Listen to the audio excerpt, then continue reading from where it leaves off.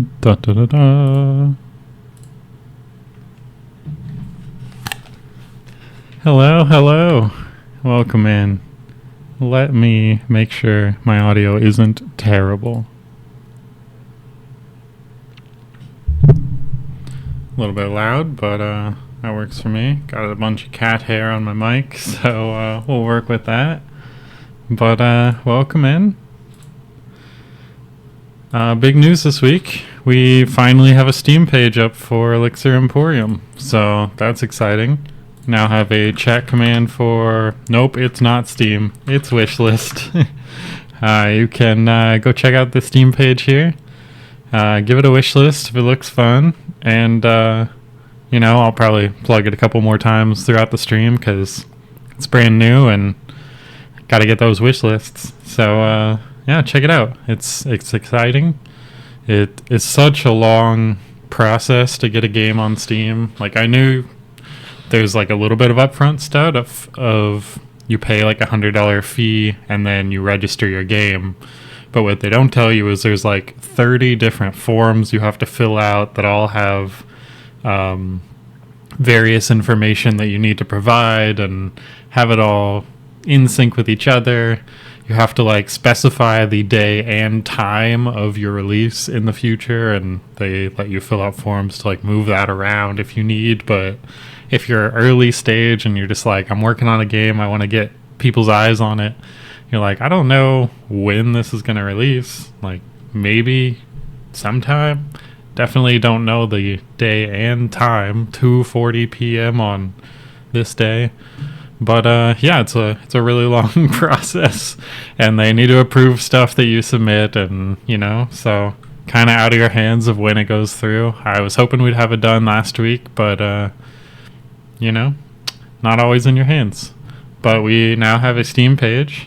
Let me actually let's see here. We can show that off. Don't need to go directly into the code quite yet. Go check this out. Wow, wow, wow. Elixir Emporium. That's us. So you may or may not have seen the trailer we put out a couple days ago. Very first trailer, very early trailer. Let me actually, I don't think I have sound set up to play through.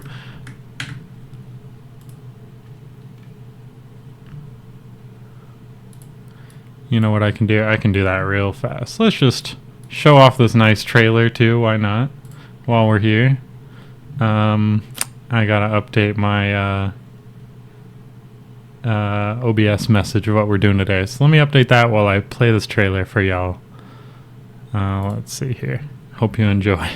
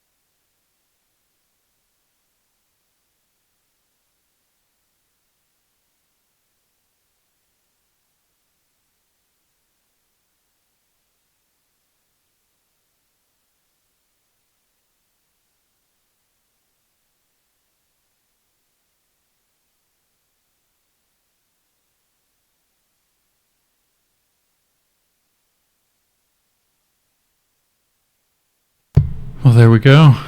That's the trailer.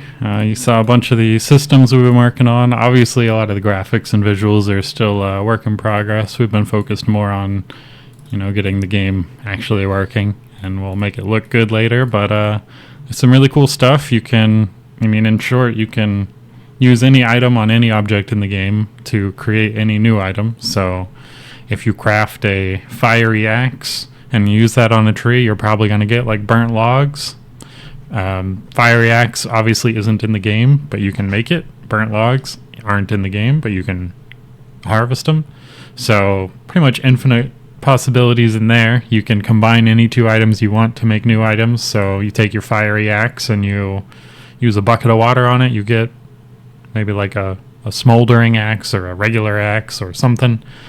You're basically creating new game data every time you're combining those items or interacting with those systems. So lots of stuff to do. We have a lot more to do. There's also now workstations in the game, so you can head on over to like the anvil. You can level up a skill of blacksmithing and use whatever item you want as a material to craft new items. So if you go out and harvest some cactus, you can go back and turn that cactus into a cactus helmet, cactus sword, cactus shield, whatever you want. You basically give it a material, and this crafting or the blacksmithing skill lets you choose what you want to make, so a little bit more control that way. Also within blacksmithing, we have the furnace, which you can use to melt down items, take sort of their essence and apply it to other items. So if you've got a ancient dragon egg or something, you can melt that down in the furnace and apply some sort of dinosaur-y power to a sword you have or something like that. So we have a lot more workstations that we're going to work on. We also are going to work on the ability to let players craft their own workstations, because the way they work is really cool. It's all AI stuff under the hood, where it's basically just synthesizing game data and saying, all right, modify this, and then it produces other game data, and we extract that and pull it back into the game and create those items. But the workstations are basically just prompts to the AI systems that we've built. So I feel like we should be able to say, let the player create their own workstation and then generate prompts for that workstation to work. And then say if a player creates a duplication system, they provide that name. We use that name to generate a prompt for that workstation. That workstation then works because you can provide an item to it. It goes through the same sort of AI process to manipulate the items in some way, and it just works, which is kind of crazy. You get back two of the item, or like a slightly modified version of the item, or something like that. I don't know why I have random sounds playing when I hover over Chrome. What do we have? What is playing?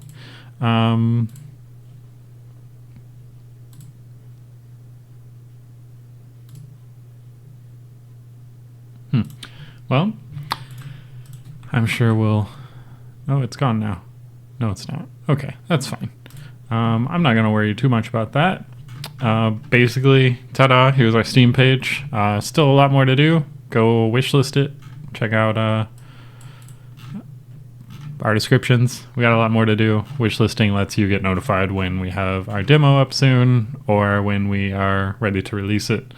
Probably be a little bit of time before it's ready for release. Obviously, we have a lot to do, but it's a big step. So I'm excited. I'm really proud of what we built so far. Andrew and I were talking about some of the AI brain stuff that he was working on. We're getting ready to integrate that into our NPCs in the game, so they're going to be able to have their own thoughts and memories and beliefs, have these like consistent basically memory storages that they can query for information about the world, themselves, each other. It's all kind of segmented out, so maybe if you tell one NPC something interesting, the other NPCs don't necessarily know it unless they've talked to that NPC and learned it. It's not like one big prompt we pass to everyone. It's a lot of really cool tech. We got like semantic search and categorizing and segmenting and a bunch of cool stuff there. But basically, that's going to let our NPCs be super smart. Right now, you can just talk to them back and forth, and they generate some basic quests based on their profession and likes and dislikes and preferences and stuff. But all that's going to basically get super powered when they can now look at their surroundings and form opinions that persist, and they can, I don't know, form grudges against other NPCs, or build a relationship with you because you've helped them a lot, or destroy a relationship with you if you refuse to help them, or help the people they don't like, or lots and lots of stuff. We are going to give them some actions they can do, and they can decide what they want to do throughout the day. Do they want to walk around town and talk to people, or do they want to like go out into nature and cut wood, or go mine stuff, or try and buy and sell stuff? Like, when we give those NPCs the ability to make those decisions for themselves, and also give them the ability to form their own opinions and facts and store all that and query it really nicely, it opens it up for the player to be able to walk in and like convince somebody in town, like, hey, I really would like it if you would go chop some wood tomorrow, buddy old pal. And they can use all the information at their fingertips of like, what's their friendship score with you? How much do they want to cut wood? How much do they, what other things are they expected to do? What do they want to do? All that stuff to make a decision of what they will actually do throughout the game. So we're going to have a lot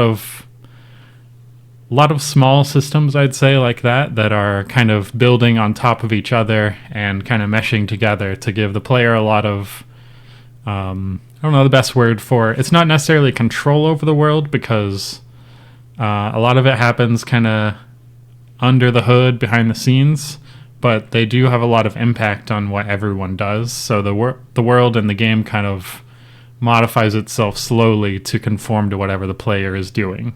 So I think it's going to be really cool. There's a lot of skills that we're working on. So like blacksmithing is the one I talked about earlier, but I mean, if we want to have like fishing or cooking or something like that, if the player goes out and fishes a bunch, catches a bunch of fish, is always selling those fish to NPCs in town,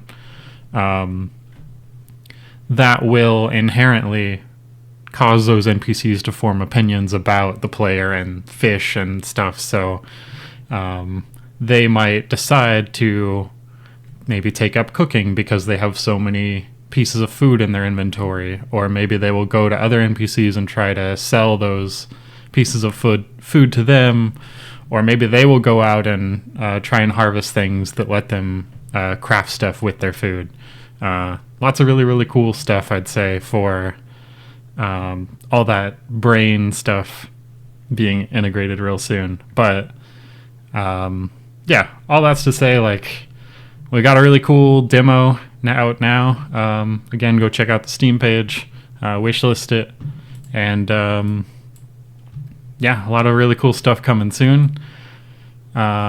Quests are another thing that are going to be kind of super powered by this brain that we're adding to each of these NPCs.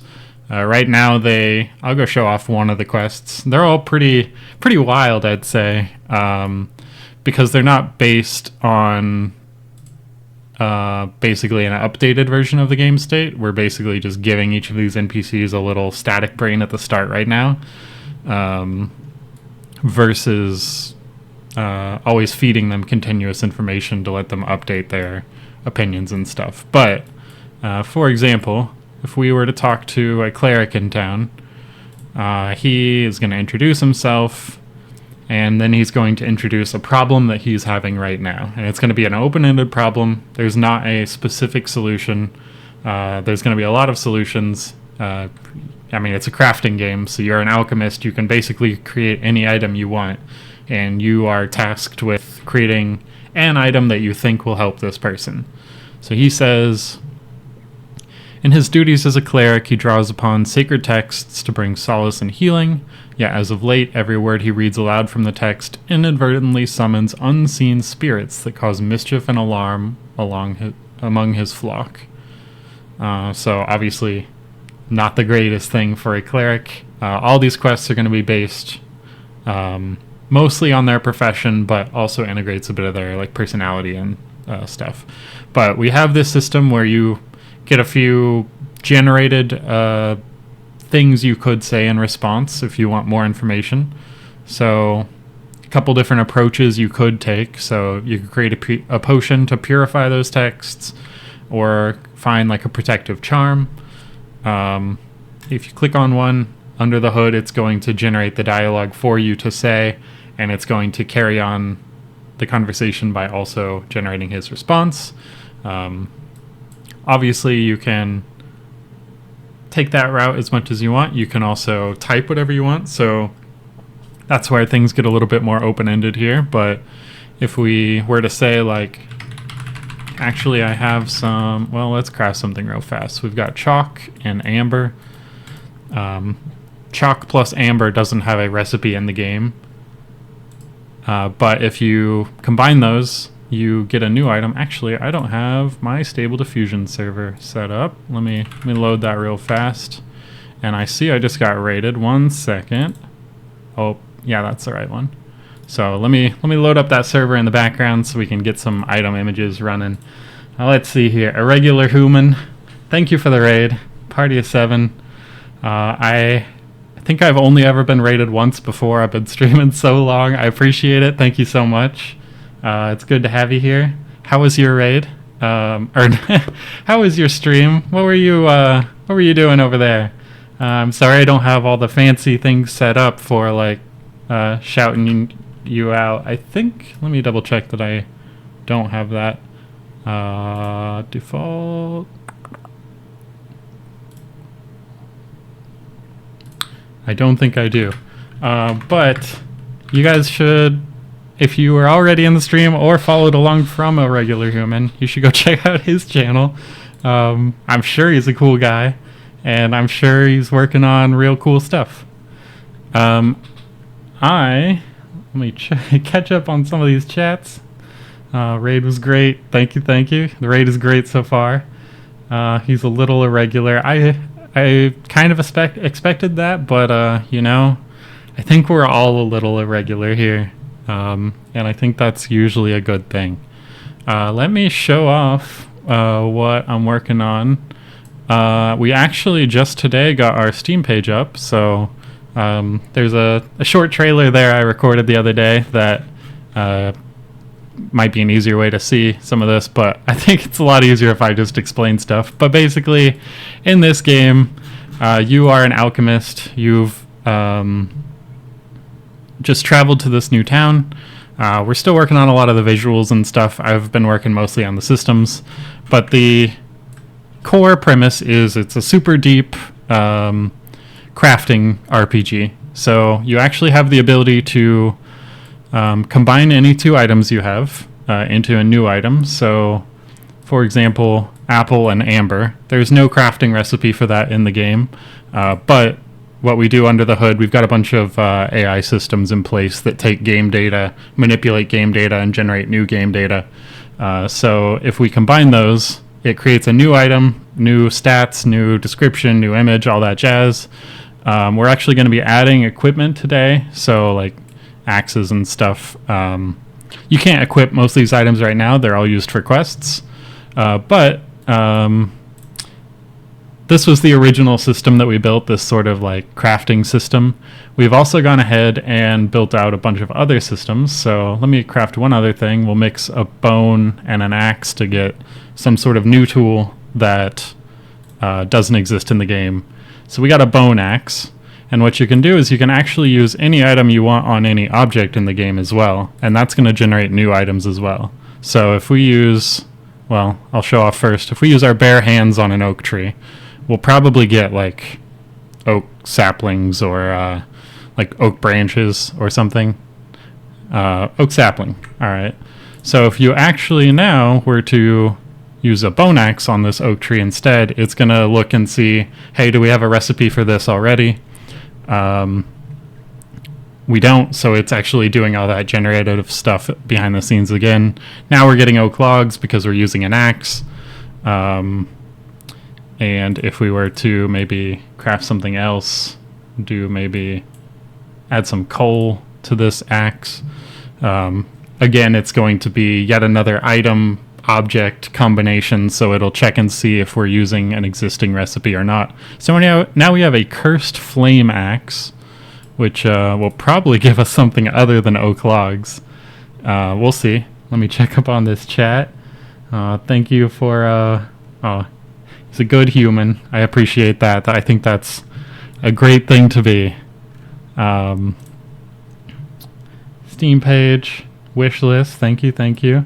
You really got something there. I hope so. I think it's really fun. Like, I feel like half of the time when I've been working on this game, I really just go out into the nature and I just craft random items and see what I get, and it's super fun. Surprise crafting isn't your game's first tags. You know, it probably should be. I just set up the page. I don't remember what our first tag was. RPG. Yeah, it should probably be crafting. You're absolutely right. We're still working on a lot of the RPG mechanics, so we have some skills in place, only a few. And I'm still hooking up a lot of the logic there, but obviously a lot of the foraging and like item collection skills, in order to not overwhelm the player right at the start, we are going to have some sort of like unlockables. So obviously you can interact with birch trees and oak trees and maple trees and all that jazz at the start, but we also have some pretty special trees, like you see in the distance here. There's a tree of creation that's way over there that you can actually go to. Maybe while I talk we can head that way. Well, maybe not yet, but yeah, we've got the foraging system where you can use any item on any object. We've got the crafting system where you can combine any two items, but we also have a bunch of NPC systems where they generate their own quests based on the things that they know and their professions and things. And you can talk to them, you can kind of gather more information about what would be helpful to them, and then when you think you can help them, when you've crafted the perfect item for them, you can go ahead and drag over an item that you think would help them and try and complete the quest that way. So this guy, every time he attempts to wield his sword, it turns into a plume of feathers, which seems pretty problematic for a guard. Maybe we can... not quite sure what we have that might help him. Maybe we can come back to him. Can I make an impassioned plea to change your materials so the smoothness is lower? You may. Things are too shiny. It's my pet peeve in Unity games. Yeah, I think, admittedly, yesterday I went a little too ham on post-processing, and yeah, I'm not the greatest at making things look good, but I definitely see what you mean here. It is very smooth and shiny somehow at the same time. So I will grant that plea. Thank you for pointing that out. The feedback is always appreciated. But let me run on over to somebody else. Maybe we can give them an item. I can show off that end of that questing system. Maybe we can buy some quick stuff to craft some solutions. But this guy, we talked to him earlier, so we have a little summary of what the conversation was about. He's asking us if we made any progress. Let's see here.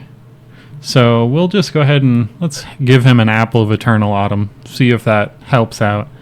You'll leave a lurk for the time. Yeah, thank you so much for the raid. I know a lot of people like to raid at the end of their streams, and I imagine you've probably been sitting and brain on for many hours now. So feel free to head out, grab a bite. Thanks for coming by. Thank you so much for the raid. I appreciate it. And thank you for the wish list as well. I saw that. And let's see. If I'm in Universal Render Pipeline, SSAO would do wonders. I'm actually in the built-in render pipeline right now. I was just looking at the scriptable render pipeline the other day to see if it was worth switching over.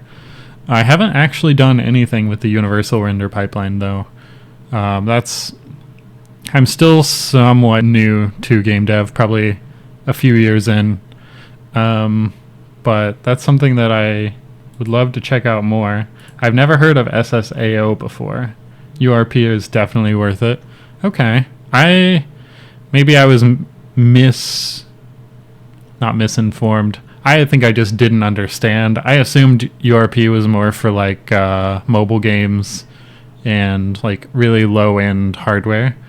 But I mean, I'm pretty limited by the post-processing effects here. I would love to do some more fun stuff, and every time I look on the assets in the asset store, it feels like everything's either for scriptable render pipeline or universal render pipeline. So maybe it's just something I need to learn more about. SSAO basically just adds little shadows in the corners. Oh, interesting. Like the corners, like the 3D corners in the game, like underneath stuff, I assume, and not like the corners of the screen.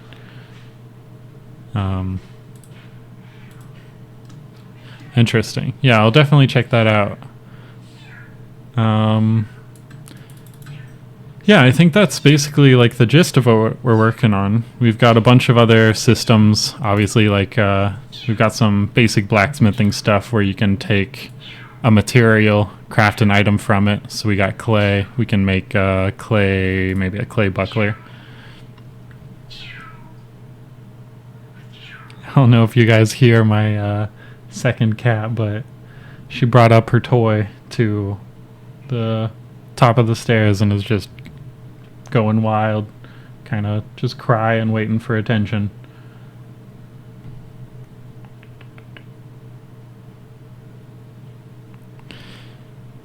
And we also have a second cat here. You'll have to ignore my messy desk, but Dimitri is here for moral support. If you can see him behind my big honkin' mic.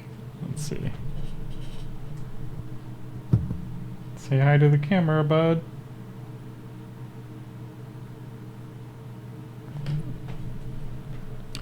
And the other one is Lucy. She's really cute. She's white and she's afraid of all humans. Oh, she's here. Kitty cat can. Oh. Say hi to the humans.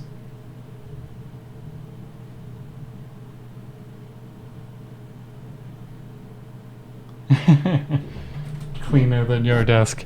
So honestly, I actually cleaned my desk like yesterday or the day before because I had so many coffee mugs. Every morning I just make coffee and I have a little snack and bring it to my desk and get to work. And I got to be way better at cleaning up these mugs. They just accumulate day after day. But thank you for the support there. You're allowed to have a messy desk too. But yeah, I think today what I was planning on doing is adding equipment. So items that you can equip. Obviously we have a bunch of stuff that you can make right now. What did we make here? Oh, a clay buckler. So it's classified as armor right now. I think our item classifications that we support are item, material, tool, and consumable. We define those in the AI system. So what we're going to do, I believe, we'll still think through how we want to do things, but we'll probably add a offshoot in the chain of item creation to where if an item is classified as armor, we'll probably branch out and reclassify it into like helmet, shield, torso, legs, whatever, and probably go through and tweak how the item attributes or stats apply to it. We're also going to create a new UI window that obviously lets you drag the item that you want to equip into it, and we'll probably just aggregate all of the stats that we have applied to the character there. And yeah, we probably won't have like left hand, right hand in the equipment, because we have this nice tool belt for all of the tools. But I think the equipment itself will probably be nice to have, because right now there's really no point in crafting, say, bark boots, I guess. Except for giving it to NPCs. Don't forget the NPC interactions too. Yeah, so I think I briefly mentioned, if you guys aren't familiar, Tony Sprocket is working on this game with me, and he's been doing some really cool stuff with the AI brains that we are applying to each of these NPCs and some of the other cool things in the game. But he's built a system where they can each manage their own facts and memories and opinions, and so that also extends to them being able to look out and observe their surroundings in the world to kind of change those opinions, change those preferences, and also extends to being able to choose what actions they take throughout the day. So this guy, rather than just standing still, he's got a lot of information about the world and himself that he could make decisions on. For example, he has these items in his inventory. Maybe he can see how often the player is nearby using these things, or maybe he has decided that he wants to talk to an NPC nearby, learn some stuff, share information that way, which is also really cool technical wise, of like they each have their own pool of facts and knowledge that they can share with each other. So if he knows something and he shares it with this guy, and this guy decides later to walk over and talk to somebody on that side of town, he can share that information with them. So there's a lot of really cool like simulation stuff to be done there. But we're also defining a bunch of actions that they can take, and we're giving them the option to look at all this information that they have about the game state and each other and themselves, and decide what action they want to take. So if I were to go over to this guy, and if I were like really good friends with him and say like, I think, or I would like you more if you chopped wood all day. Obviously that's not a very persuasive argument, but in a very, very simple sense, if you were to convince him that his like true self, or like some sort of factoid that would get him to make the choice to go out and cut trees, he could do that, because we have the actions defined of like go to X, Y, and Z coordinate, go to nearest object of this type or name, interact with said object. He's got his own items, so he can just call the same interact method that we do on trees, and he could pick an item to use on that tree. He could go collect items, come back to town.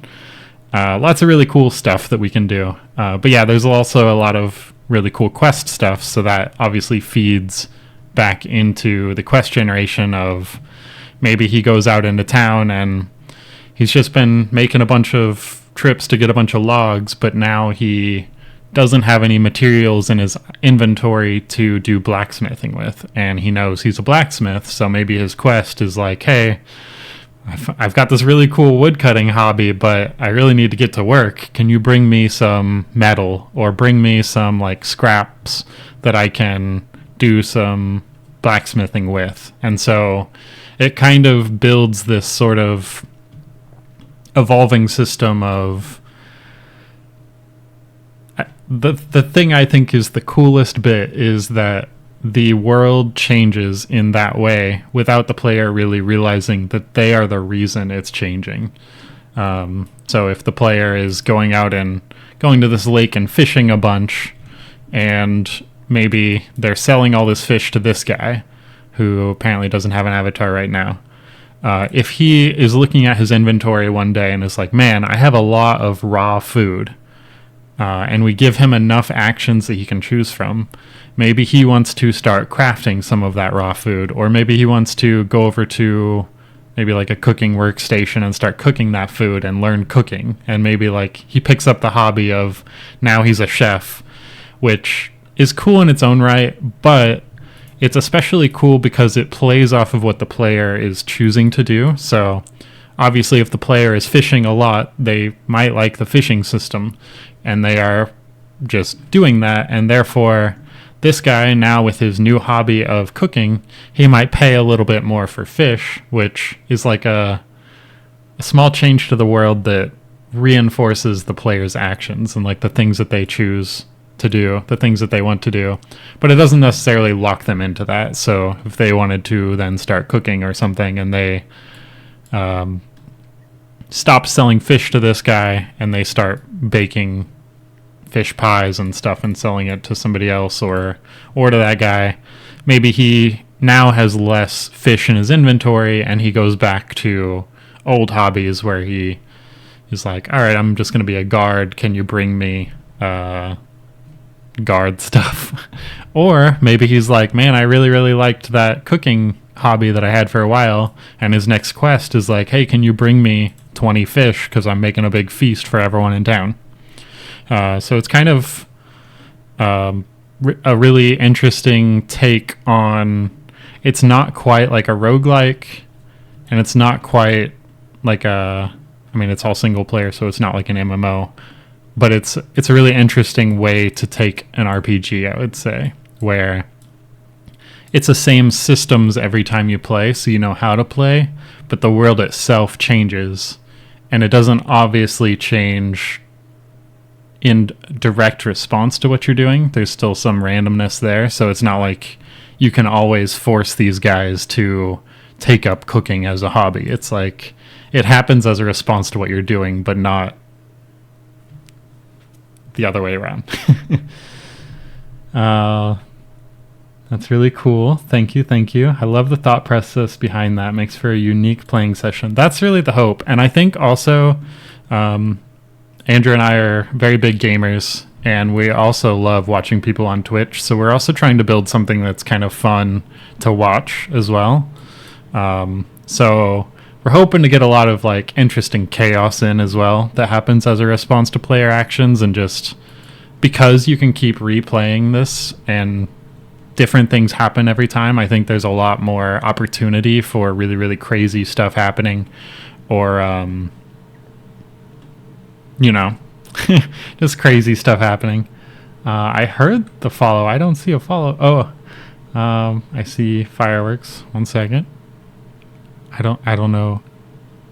Oh, Patrick, thank you for the follow so much. I somewhat lost my train of thought. But basically, lots of really, really interesting stuff can happen in response to player actions, and because we want to make this replayable, we want to kind of go ham on the stuff that can happen and just give you really chaotic or crazy stories to both experience, and also, if anybody's watching you, to like see you respond to. It is sort of like a simulation, I think. I didn't mean to pin that, but I have a really big background in building simulation games, and Andrew and I both have a background in AI, and so I think it naturally extends to a really, really cool RPG that we're trying to make here. Is there some overarching meta goal? Right now there is not. However, we do have a lot of plans for things that would be cool, but obviously we're still pretty early in development, I'd say. We've been working on this for maybe 3 or 4 months, and there's a lot of cool high-level stuff that we want to be able to do. So, for example, like we have all these systems for these really realistic NPCs that can change their hobbies, professions, change their beliefs, etc. in town. It would be really cool to invite more NPCs to town, maybe take on more of the role of like a mayor, and now you're managing a town and trying to deal with all those conflicts between NPCs. Or we talked a bit about like I don't know if you've played RimWorld, but they have a really cool AI director behind the scenes that basically takes the game state and says like, all right, it's pretty calm right now. Let's introduce something big as like an overall conflict, or maybe your colony has too many people. Let's start throwing a lot of dangers at the player to like kill people off. I think there's a lot of opportunity there for a really big conflict that might be different every time, might be the same every time. I'm not sure.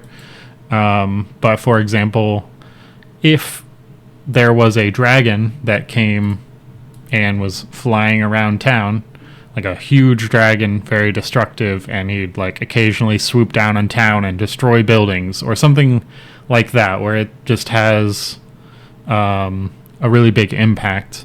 Obviously, all these NPCs that can observe their surroundings are going to start forming their own quests around that. Like, oh, my shop was burnt down. I need you to build a new shop. Or, oh, I lost all these materials. I need you to go get me materials. Or, oh, I need you to go slay that dragon. I think there's opportunity for introducing those bigger, like overarching town-wide quest systems where everyone's reacting to the same thing. But I think that's something we still need to figure out, like where we want to take this long-term. And we've been pretty focused on these like underlying systems. We haven't really focused on what is the game like after you've played for 6 hours or so. So yeah, I love to hear any suggestions or ideas there. I can see the meta progression being key to long-term success, as it's a cool initial hook but needs something to build towards. Yeah, exactly. Really all we have is that, like, I really like numbers go up games, and I really like games where you collect really interesting items. So those are the kind of drivers behind. We have some sort of skills system which doesn't really provide a lot of progression right now, other than it naturally goes up in skills as you're doing what you're already going to be doing. I would love to do something more with that later, but we also have just like tons and tons of crafting for... Ooh, I broke something. Things that you can craft, and we've got a storage chest for keeping stuff if you make something really cool that you think might be helpful later. But yeah, I definitely think that progression is something we need to figure out. I'm hoping that some of that will emerge a little bit with the new NPC brain stuff that Tony or Andrew is working on, and I think there's a lot more to explore there. I spent months just working on having my game open doors with my Morse code mechanic before ever thinking of what else came after, so you're fine. You know, I am so lucky that there are no doors in this game. I feel like I've also spent, I mean, maybe not months, but there was a horror game that we were working on stream months ago, and I think I spent maybe a week on getting a door working because it had collider issues. It had like issues with syncing its placement in response to other stuff. It had like I couldn't get the triggers working from other objects. It was all like race conditions and stuff that you wouldn't ever expect to be wrong with a door. Everything went wrong. So I mad respect for getting your game having a Morse code mechanic that opens doors. That sounds interesting. How did that work? Did you need to tap Morse code, like specific letters or words, to open the right doors? Patrick, what are your thoughts on the towns interacting with one another, like cause and effect? Maybe because one town is doing so well, it's taking resources from another town, so they're going through a drought of resources, etc. That is a really cool idea. We actually... So I'll say there's one town right now, but I left space in the world for 2 more towns. And that's actually a really cool idea that I hadn't considered. I was only really seeing them as through the lens of like the player going to specific towns to do specific things. Obviously, we have our starter town here, which is more of like a small town, like encampment almost. But I left space over yonder for more of like a port town, fishing town, more like resorty town, which might have some like mini games or, stuff to do. And I guess we also have the third town way on the opposite side of the town, which is more of like a trade gate town with the rest of the world. But I didn't expect the players to go past here in the demo, so I didn't build out all that.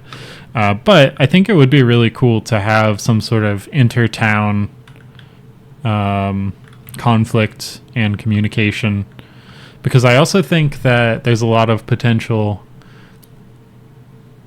for the player to choose who they help or who they don't help.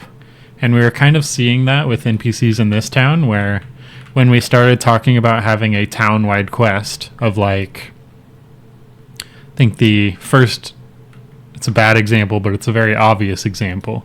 If you have this town and suddenly one day tons of zombies are coming in and just like attacking the town for whatever reason, now you have enemies spawning that are zombies, and their goal in their brain is attack the town. It becomes like a town defense game.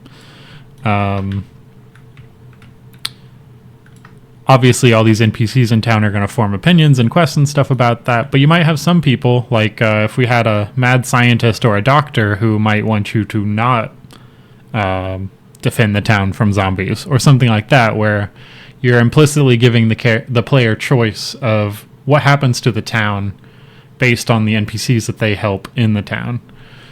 And I think that would be really cool from town to town, where if maybe this town wants to be really, really big, get a bunch of NPCs or something, and maybe you go to another town and recruit NPCs from there, but now that town has fewer people, or the specific people you stole, like you take the chef from that town, the baker, and now you have them over here, but that town's starving or something. There's probably a lot of really cool stuff, probably also at a higher level.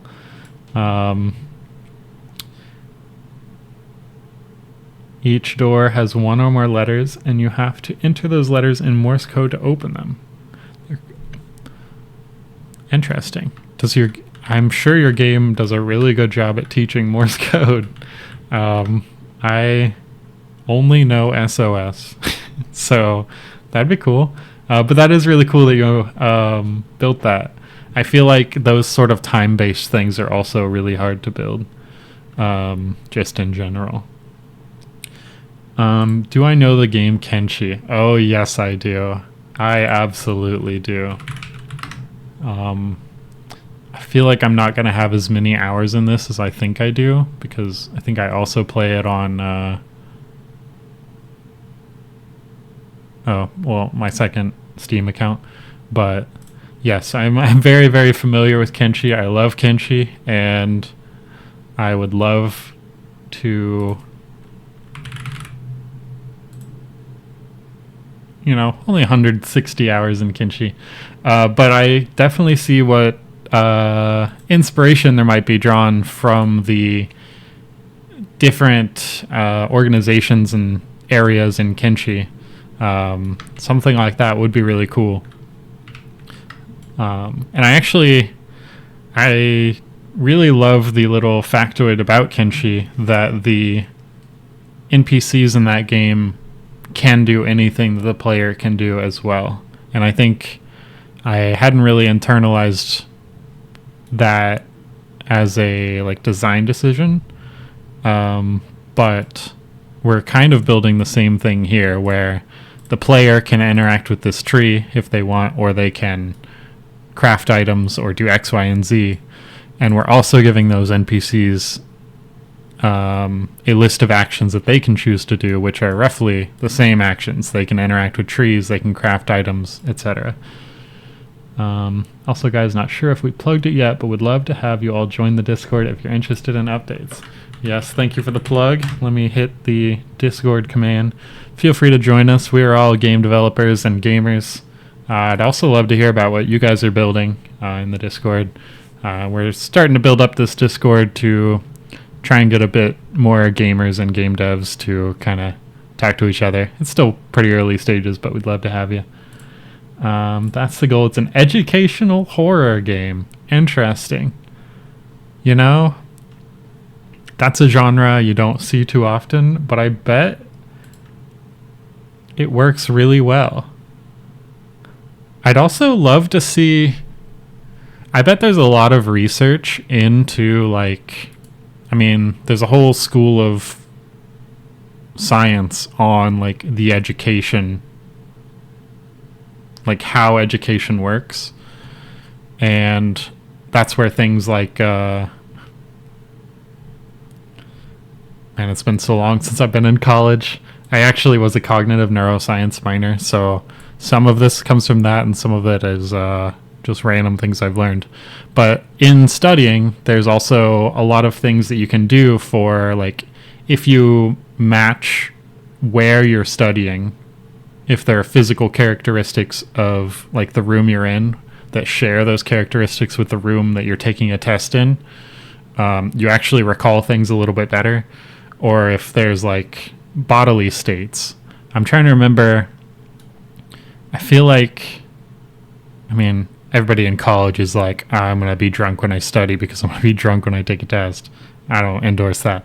But I wonder what effect the psychological horror genre would have on how well you retain information or how well you recall it later. Like, if your heartbeat's beating faster, do you learn better?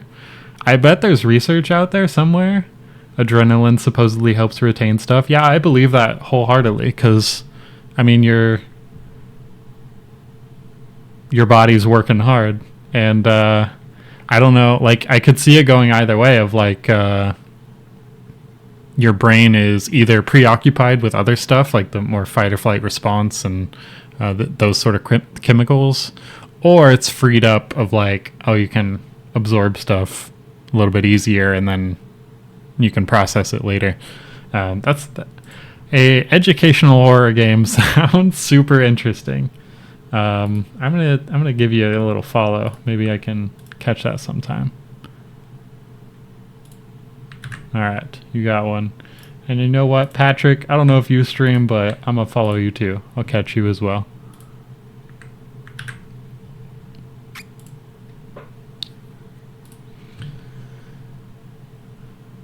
What's one more Discord? That's the spirit. I've got my Discord notifications off during the stream, but if you joined in, welcome in. I'll welcome you in after the stream. Thank you. Let's see. If you want, I can post a Steam link to take a look. Yeah, you can post it here. You could also post it in. We've got a Your Progress channel on Discord, which you could sneakily share it with more people if you want to share it there. It got censored here. Let me see if I can uncensor it. Let's see. I'm definitely not going to ban you. If you want to send it on Discord, I'll just open it up on stream, actually. Let me go open that up. Or whichever channel you want, really. As you can see, I'm in a million Discords as well.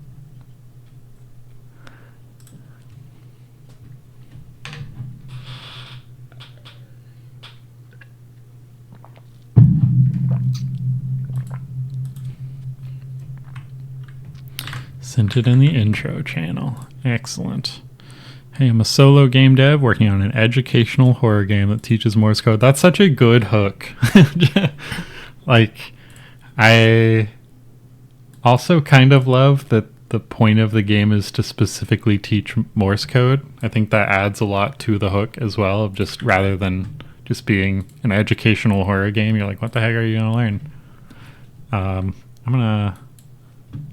Let's see, make sure my audio is set up, and I don't know if I should. Do you know if you have any copyrighted music in the trailer? I will play it if not. Otherwise, I'll check it out after the stream.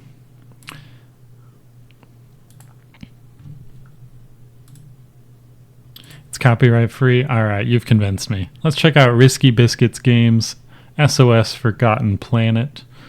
Let me turn on my desktop audio. Cool, cool, cool. White Bat Audio is a god. Heck yeah. All right, let's see this.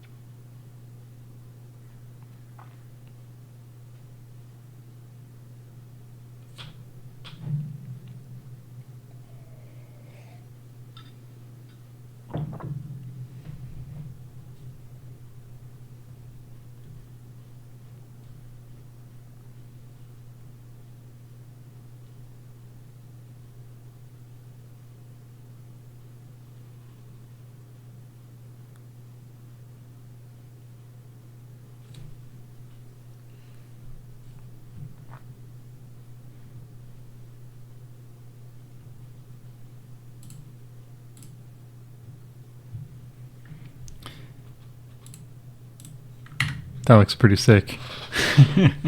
I can see how there'd be some interesting progression too.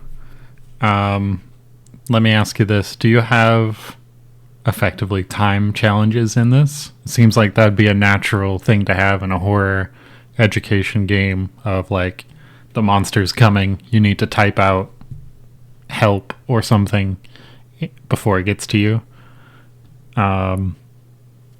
That's my first question. Also, I want to know what's the like final challenge in this game? Are you writing an entire message? Are you probably not combat? But what's that end game looking?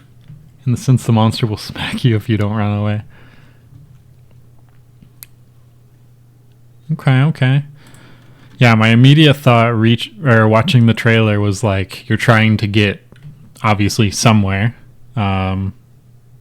Probably maybe like a radio room or something so you can call for help. And I think a really cool like finale would be you finally reach there. You've got monsters on your trail, but now that you've learned Morse code, you need to type out this whole message to like get help in time. There's a mystery you're trying to cover. Oh, okay, that's cool. Like, yeah, I like that. You want a final chase sequence? Yeah.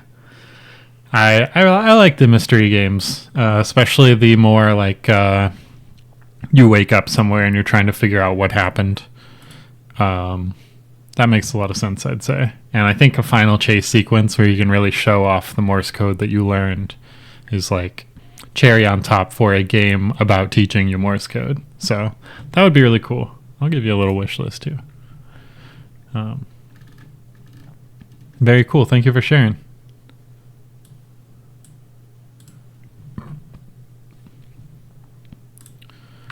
Let's see here.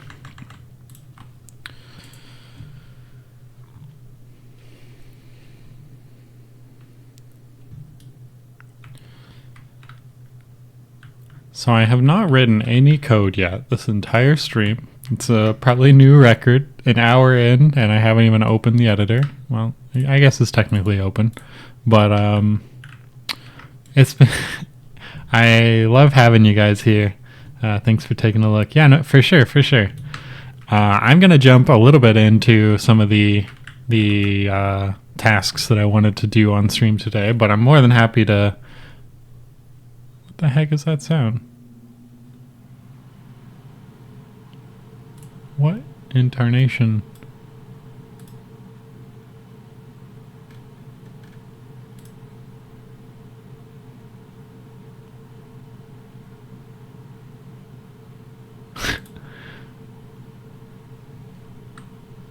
Well, that's a terrifying sound. I'm pretty sure I closed your window, but alright. Yeah, so got a little distracted there, but I'm gonna build probably our equipment window first so we can drag and drop items into it and equip it.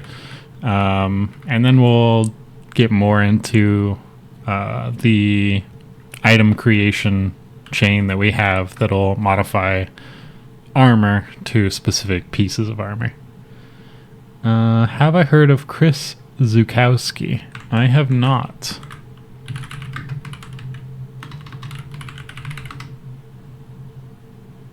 Oh, I might have, actually. I need to see his face. Yeah, I've seen some of his YouTube videos on, like, making Steam pages. I haven't seen a lot of his stuff. But, carry on.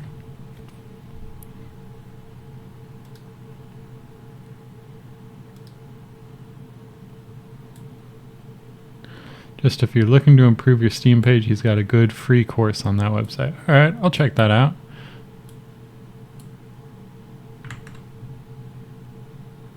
What? I don't know if you guys hear this. I'm just going to turn off my desktop audio so that doesn't come through on stream, but it sounds like there's some sort of game audio playing somewhere. You know what? Maybe it's on. Aha. Totally different workspace. Alright, closing that. Ghost in the tabs. Yeah, I've got a few workspaces open. Apparently I had Steam page open on a different one. But yeah, I'll definitely check out his stuff. I watched one or two of his videos when I was first making the Steam page, and there's so much more to do. There's so much more I want to do. Like, I mean, obviously we have just a big block of text. I know he's big on, oh, not first page there. He's big on the GIFs and the headers. Definitely going to change that tag to crafting first. Yeah, lots and lots of stuff to work through. Have you heard of the Game Dev Field Guide podcast? It's hosted by Zach Cavelli, who also streams on Twitch. Huge community. I have not heard of that. I'll check that out. Game Dev Field Guide podcast. I'm usually not a big fan of podcasts, but I'll check it out. I just haven't found one that I like, so maybe this is it. And Feathered Serpent. Yeah, I follow the Feathered Serpent dev on Twitch. I told him I was gonna play the demo on stream sometime, but I just haven't yet. I got COVID a couple weeks ago and kind of got knocked out, so we got a tab open to remind us to get that. But yeah, Feathered Serpent looks pretty cool. Yes, I love these resources. Keep them coming. Thank you. We're kind of, I mean, both Andrew and I are a little bit new to game dev. I think we have programming backgrounds, and he's a math programmer and I'm like a writing programmer, and so we've just been kind of doing our own thing and not really exploring all the cool stuff out there as much as we should have. So I appreciate the suggestions, the little nods towards good things out there.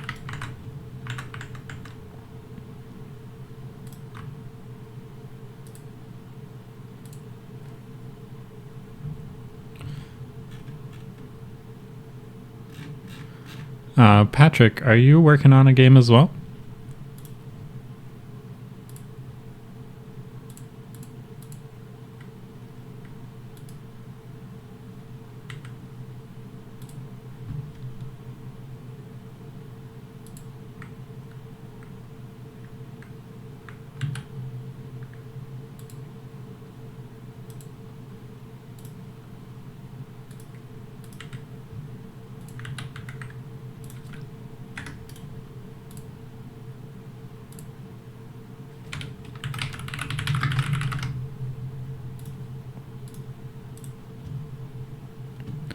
Totally fair. I've been in Unity for like 10 years now, so I have all these random pieces of knowledge. That's awesome.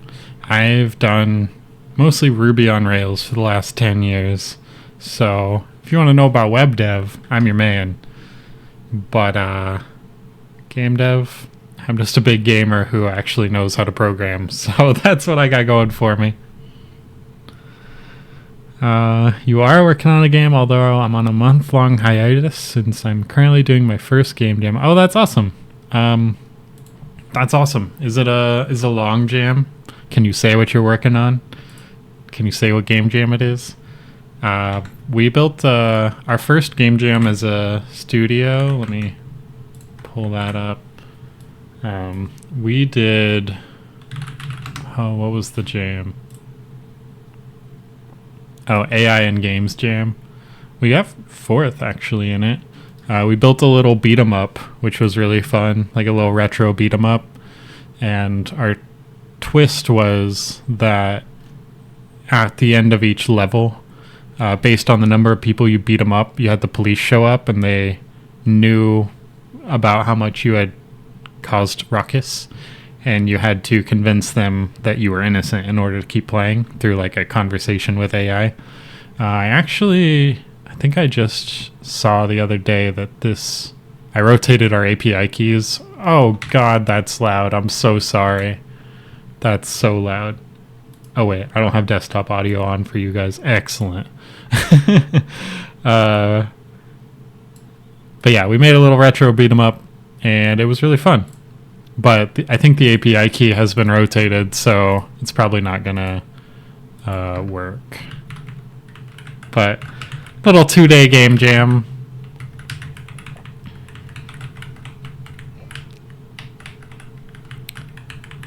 The theme of the game jam was copycat.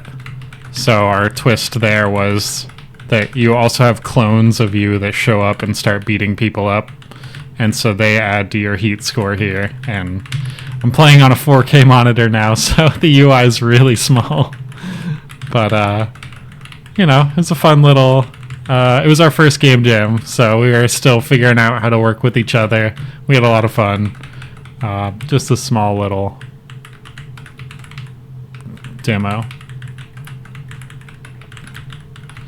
And so eventually the police show up, but I'm pretty sure this is not going to work because I need to go update our API key to our new system. But that's what we built. Let's see here. My main game I'm working on is a 2.5D turn-based RPG. The game jam is through the Game Dev Field Guide Discord. It's actually a team jam, so I'm making a game with 3 other people I've never met before. We have a month to make a game from the topic Strange Power-Ups. That's awesome. I actually love those like blind team jams. I used to do a lot of hackathons in college that you could show up with a team, but I always showed up and was like, all right, throw me on whatever team needs someone. And we won occasionally, but I think it's so fun to just jump on a random team like that and see what, like, learn from the other people, see what experiences they have. It's just such a fun experience, I think. You're doing a play on musical chairs that's very similar to the Switch game Boomerang Foo. Boomerang Foo. I've never heard of this game. And it's a play on musical chairs. It looks like the sort of game like, physics-based drag and throw. Your projectile bounces off stuff, probably to hit objectives or like power-ups or something. A take on musical chairs sounds pretty interesting that way. Especially if you need to like land on the chair or something. I wish I had the spare time for game jams. I do too. It's been a while since I've done one. I always love doing them, but it's so hard to prioritize like doing them versus working on, quote, the real stuff. But I feel like they're so helpful. I wish I did more. I guess there's GMTK Game Jam starting real soon.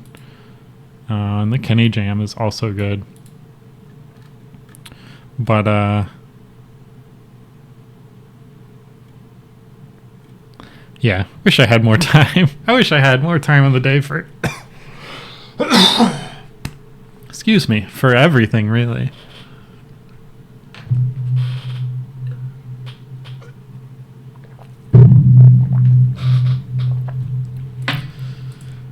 I've never had time for them, but since I knew it would be a month, I was like, okay, I can make this work surely. Yeah. It's always also hard to balance, like, the really short game jams and the really long ones.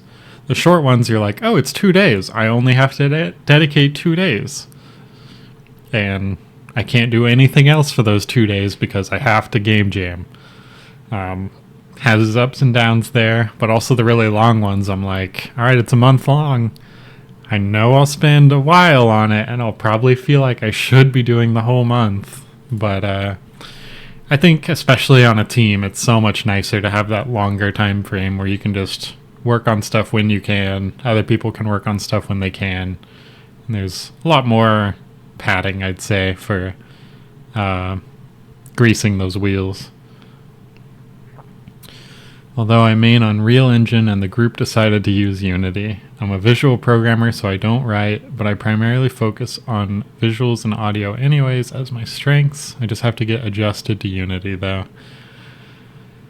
Yeah, I think visual programming looks so cool.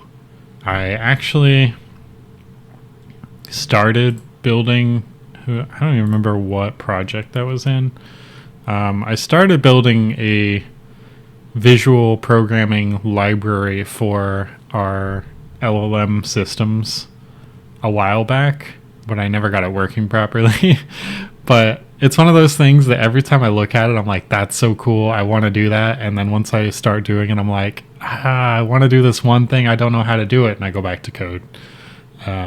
So I feel like if I knew visual programming, I might use it way more often. I just think it looks really cool.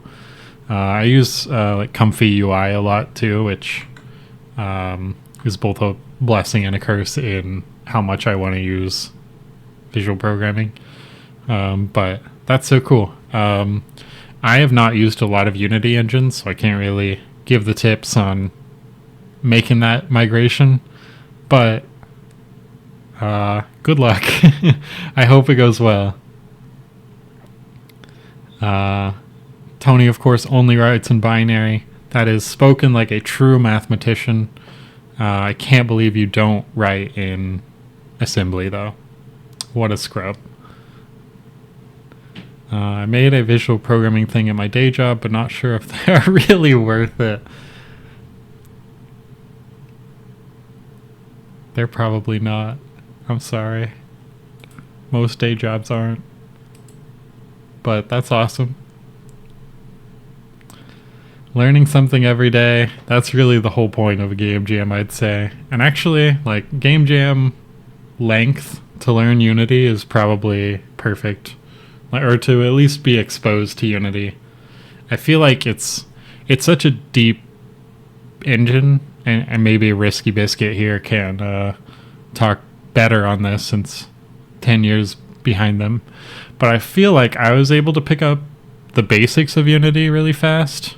But I'm still seeing stuff every day that I'm like, I didn't even know that was possible. I haven't looked at all at shaders. That's Greek math to me. Tony, you're up next on whatever the heck all this jazz is, all this math. That's you, bud. And then, like, I'll just find random stuff in Unity that I'm like, wow, I wish I knew about this 6 months ago when I was having this really specific error that I just needed to check a button in Unity to fix. Thanks. I'm learning something every day. I want to get more practice writing code, but that's not the focus for this jam. Yeah, that's fair. That's fair. It's a balance between, like, working on a team, playing to your strengths, and getting the game done. But I think it'll also be cool, like if other people are writing code, you can at least see what they're writing and how they're writing it, and like specifically in Unity, how they're structuring stuff. Like, are they using one big component for everything? Are they using a bunch of little components? I don't have any good examples there. I use one big component for everything. Are they using like services and singletons, and how are they managing their data? Like, there's a lot of stuff to be seen in how other people do it too, which is really cool, I'd say. First 6 months of my game dev experience were in Unity, but I had zero coding experience. Then I stumbled into Unreal and fell in love, so I've stuck with it for a year and a half now. So it is cool revisiting Unity with more game dev knowledge than when I first started out. That's awesome. Yeah. When I first tried out Unity, I also tried out a little bit of Unreal, and I tried out Godot 3, I think they're on Godot 4 now. But Godot 3 really wasn't ready yet, or at least the state it was in when I tried it. And the thing that got me off Unreal was I didn't want to write C++. But if I knew that the visual scripting in it was good enough, I probably would have tried that. But I have done C# for jobs before, so I at least had that in my tool belt. I used to do a lot of RPG Maker, and the newer versions of that use Ruby for the scripting engine, so I went from like being a kid who was playing with it and just making what he could to actually like a powerhouse, because Ruby is my forte. So made some cool stuff in that. I never tried Game Maker. I've heard that one's really cool, but I haven't played around with it much. I had a roommate in college who used Game Maker a lot, and he loved it. But yeah, I like Unity, but you know, with all the stuff that happens with management and all that jazz, like my eyes are open. I'll probably try Unreal again soon. I'll probably try Godot again soon. I know Tony was playing with Unreal for a bit as well, so maybe he'll convince me to switch. We'll see. You started in UDC Unreal's precursor. Interesting. I see you're BRBing Risky Biscuit, but I think I started with, I don't think it was Unity's precursor. I'm trying to remember the name. It started with an X. Game Engine X. XNA, that's it.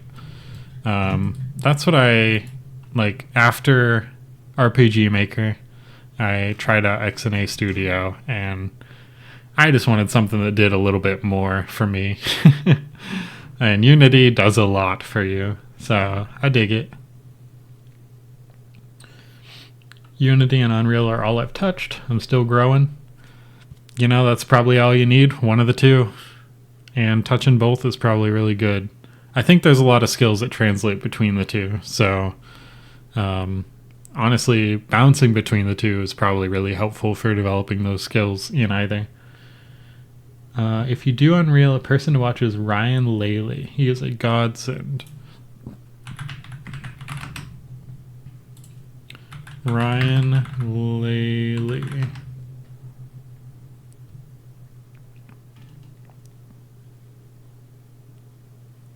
He looks familiar. But dang, he's got a lot of content.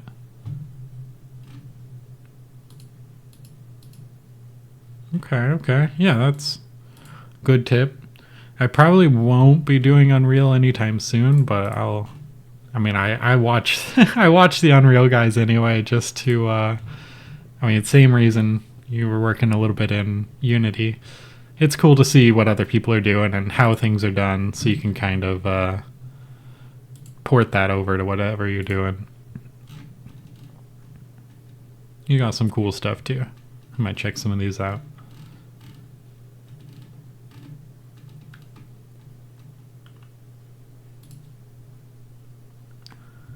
Thanks for the tip.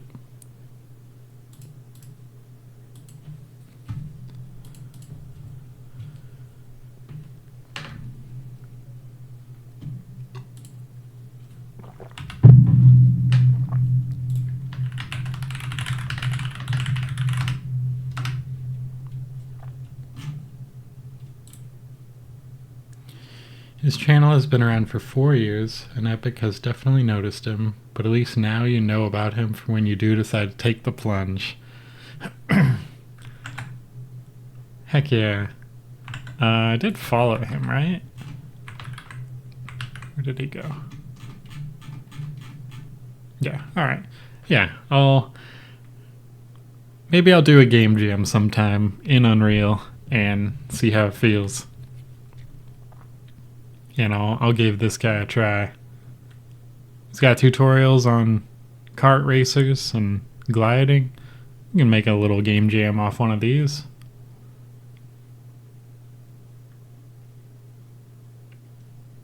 Good tip, good tip.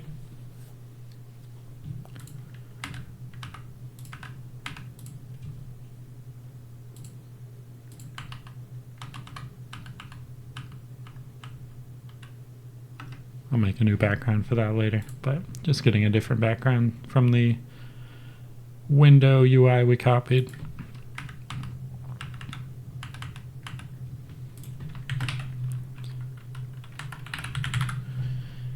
And to learn materials, Prismatica Dev, who also streams on Twitch, is stupid smart. I'm in love with these backgrounds. Thank you. We're actually generating a lot of the backgrounds. Most of these are pretty placeholdery, but they catch the vibe of what we're looking for. I don't know if you do many shaders, but one person that I'd recommend, what is her name? Gee, I wonder if just Shader Girl is gonna get her. Probably not. You know, I was gonna recommend a channel to you. I will recommend it if I come up with her name. I don't want to like go through my Twitter follows, see if I can catch her. But what the heck is her name?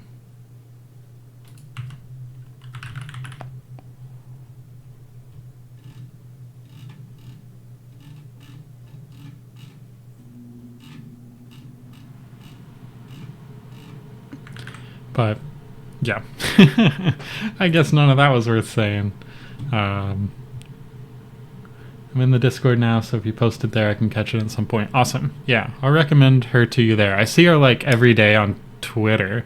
I think she also streams on Twitch, but she does a lot of, I mean, she's like a mathematician who does shaders. So it's like crazy stuff that she does, but I thought of her because, I mean, she does it all in visual programming, as most shaders are. But I think she also does a lot of really cool tutorial videos on the math behind things, so it probably translates to both Unity and Unreal. And I know earlier you said you were working on, I think, visuals? Visuals and audio, so might be cool, and maybe it'll be helpful for the game jam, we'll see. But I'll catch her sometime.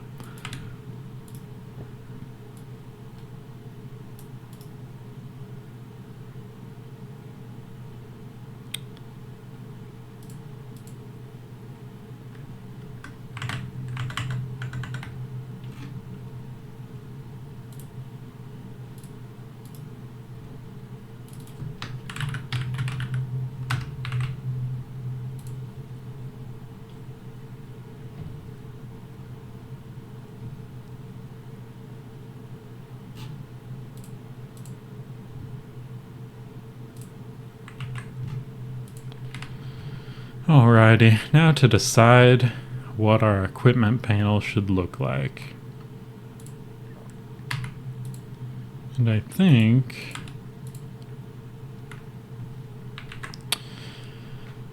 we'll probably go with the typical RPG paper doll of some slots.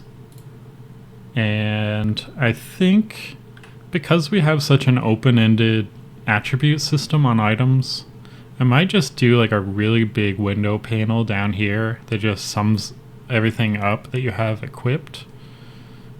So if you had like speed on 2 items, both of them would get combined into a speed attribute down here with the value. And rather than hard coding in all the like the keys for the attributes being changed, so instead of having like strength, agility, blah blah blah, we're just going to build that from the items that you have equipped. So I think that'll make it open-ended to where if, for example, you just wanted to play this game as a fisherman and you made items that gave you like fishing speed, fishing quality, blah, blah, blah, those are the attributes you'll see. And should still look pretty handcrafted, I think. We'll see though. So just clearing all this out real fast. Probably not going to use tabs for now, but let's go ahead and create some item slots.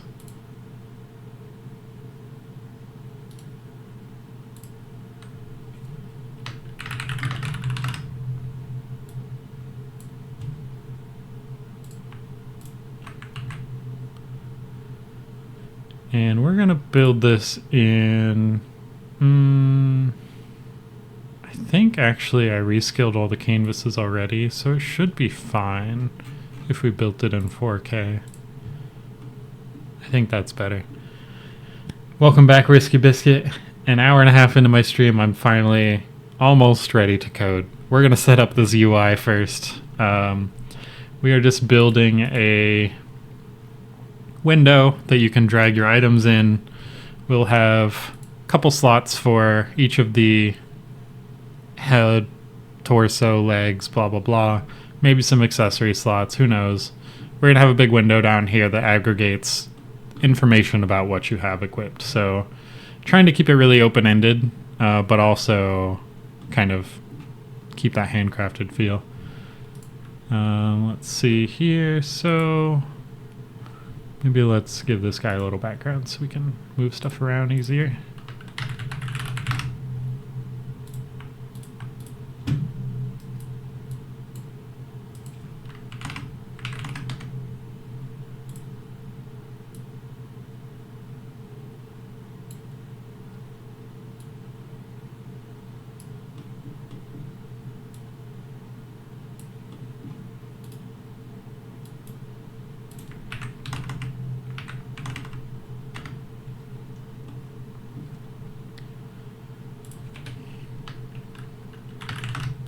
Then we'll make some slots that we can reuse here. So let's get them all sized up correctly.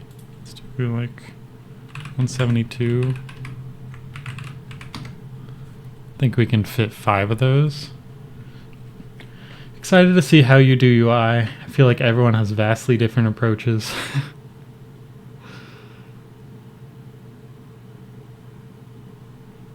I am glad that you're pumped. I think UI is the thing I hate the most about game development, and I do not have a good approach yet, but we will see.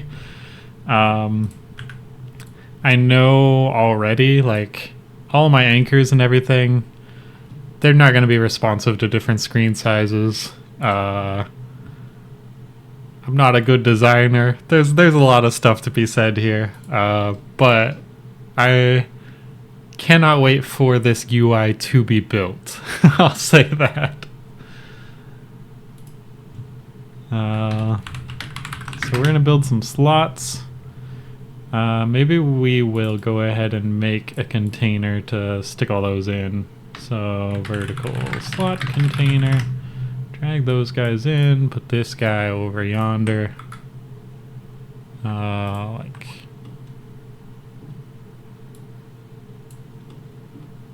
that, but our paper doll is actually not the size we wanted it to be. Let's do this. Let's reset this position.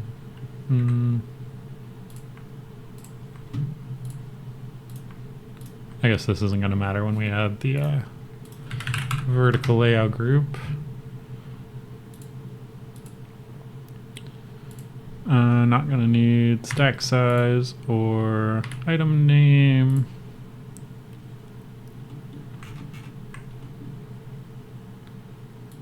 Let's make sure that, yeah, so I think we have helm background. Yeah, we've got the backgrounds already. This slot looks not square.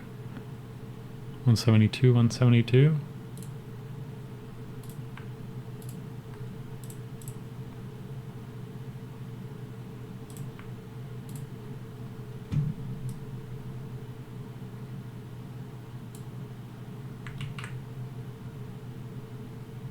That'll do for now.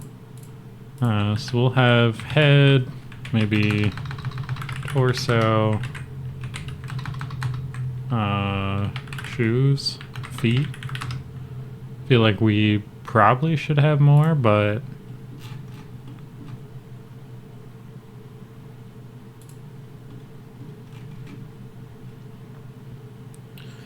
I told myself if I ever decide to do game dev more than just as a hobby, I'd love to focus in UI.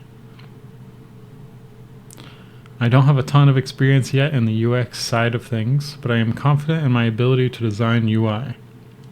I had to do a couple of wireframing projects when I was in school and enjoyed it. You know, that's awesome. I think I'm glad there are people out there who like doing UI. That's awesome. I wish I had more skill in specifically like the UX side. I come from web development and I am fine with like laying stuff out on a page, but when it comes to like interactivity and getting things to feel good, like say when you click on it, giving it little effects and like clicking and dragging, there's a lot of stuff, small stuff you can do to make it feel better. I am not very familiar with a lot of that or very comfortable with a lot of that, but it's really important for games. So I think there's a big space for especially UI heavy games. And I think you said you were doing 2.5D, so I think UI is a lot more important in outside of like 3D games too. That's awesome. I'm assuming, and correct me if I'm wrong, using a lot of AI art gen in your project. What program are you using? I've struggled to find ones that are cost effective. That is a good question, and I almost have a great answer for you. The real answer is we are using our own Stable Diffusion server. So that lets us choose what models we want. So we have like an icon model for the items. We can have a different model for, say, like the avatars of NPCs. It gives us a lot of control over the style and vibe. The downside is obviously you need a pretty beefy computer, or you need to pay for an API.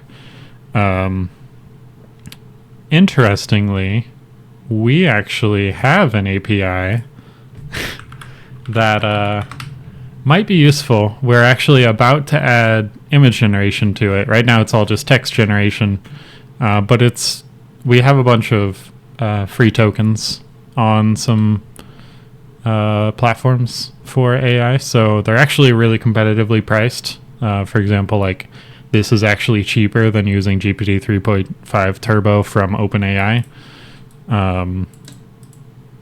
So we're going to add image generation to this as soon as I finish getting up that server working. But yeah, the answer is I'm just running Stable Diffusion on my computer right here. I know Unity has both Centis and, what's the other framework for running local models? Both of those are good solutions I've heard for running models locally, but of course they have the downside of relying on the player's hardware being good enough, and you introduce a lot less consistency in your generations. For example, like these image generations are super fast on my 4090 that is sitting on my desk right now. And so me creating an item here that does a lot of different stuff. So when I click this, it first generates a recipe for the game. Then it generates the item data for that recipe based on the output item name in the recipe. Then when we get that item data, we pass that through and use its description and all that to generate an image for it. Did I break something already? Did I even click this? Oh, something is definitely broken. Oh, it's probably from this broken window I have open. But all that's to say is we chain a lot of stuff together, and like the big downsides of AI right now are, one, consistency. So that is both like style in the output you're getting and making sure that it looks good. Like, it's actually really hard to get axes, and like any item that has a long thin handle and something on top is actually really hard to generate with AI because of the way diffusion works, which like basically starts with a really blurry image and then makes it less and less blurry until you have the actual image that you end with. But there's certain shapes of items that don't work well with that method. So it's a big downside of AI right now. But the other part is that a lot of it is just really slow. And so you have to do things like we have these animations in the game just to give the player something to look at while this AI is running in the background. And you also see that, like, here's another hatchet that didn't generate well because it's just like that is the shape of things that don't work well. So we've actually done a lot of work in the game to kind of not hide that generation time, but make it less obvious that the player is just waiting. Like, we have some little animations that happen when you open the window, and that's just to give a little bit of movement while we are generating these suggested responses. And then when you click on a response, there's a little bit of movement in the window while it's generating the actual dialogue. But importantly, like, this typewriter effect is actually mostly used so we can be generating the next response in the meantime. And this typewriter effect is used so we can be generating the suggested responses from the player afterwards, which are apparently slower than I thought, or something. It didn't work. But yeah, that's like, there's a lot of fiddly bits and finicky things in AI that you kind of need to account for because you don't know how long things are going to take. Apparently we just didn't get responses, and I wonder if that's like, oh, well, stuff is still broken because I'm still working on the open window, I guess. But yeah, there's a lot of work to be done in making the AI feel good and not feel like the player is just waiting for a generation. So I don't remember why I was talking about all this, but yeah, to answer your question, Stable Diffusion is really good. There's a site called Civit, civit.ai. Let me do a quick little scroll through. There's a lot of not safe for work models on this site that should be off by default, but they give you models that you can just scroll through and see like what style you want. Well, see, I like that style, but I almost clicked on it without seeing the name. But you can also search like item or icon, or yeah, maybe icon is better. Basically, you can go through and see different styles, and then when you like a style, you just download that model and you just plug that model into Stable Diffusion, and then from then on all your generations are in that style. Obviously there's a lot more to it, like there's LoRa's and stuff that you can layer on top, but if you really want like a bunch of minimalist icons in your game, maybe this model works really well. I mean, it's a LoRa, but there's a lot to be done. And there's a lot that you can choose in order to make sure that that consistency downside of AI gets properly handled. You wouldn't want, actually, I think I have, where's my Stable Diffusion window?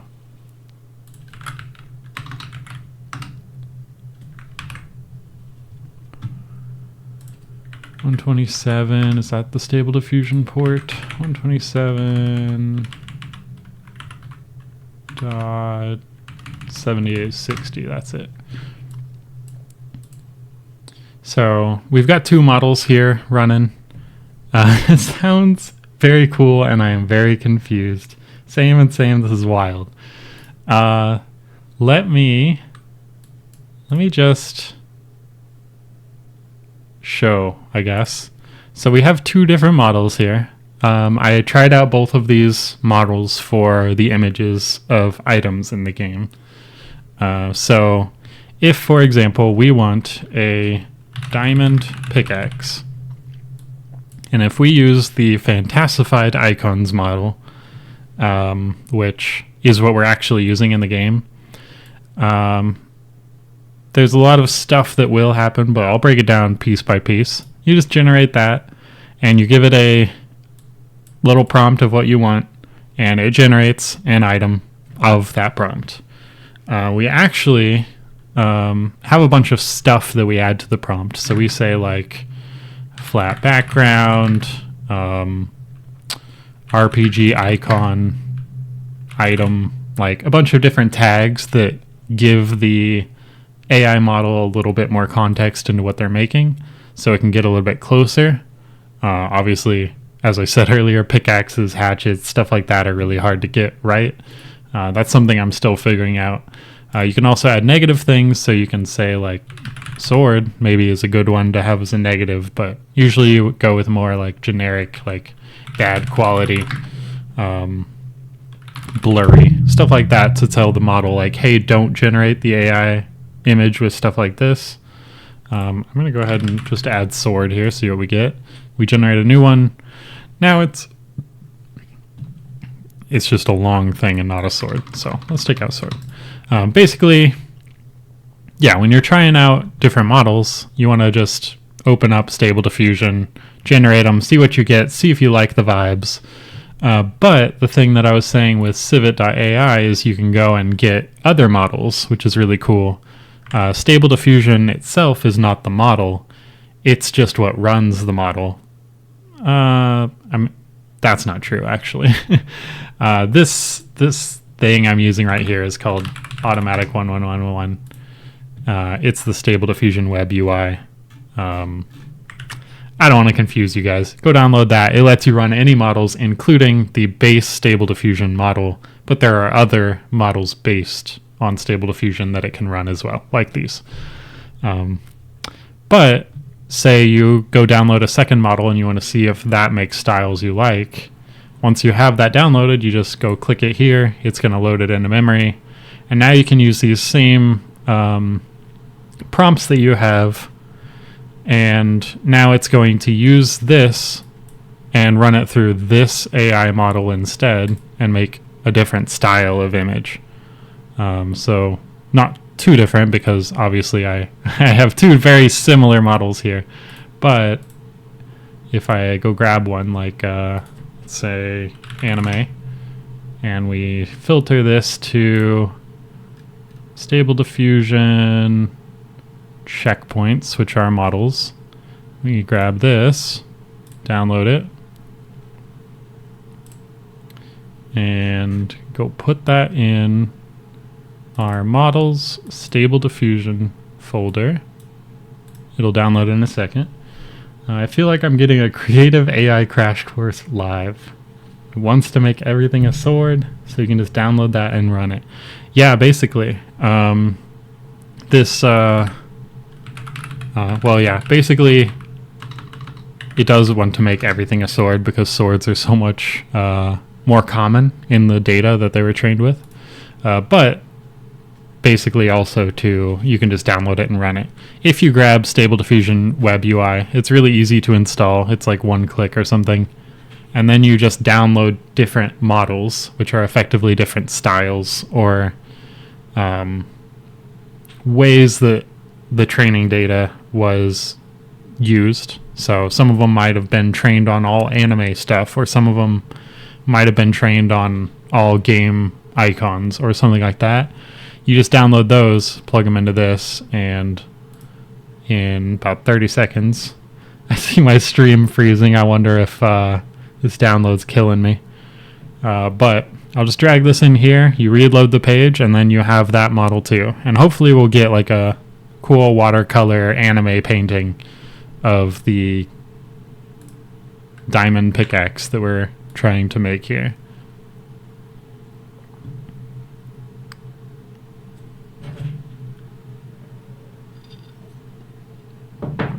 Alrighty, easy peas.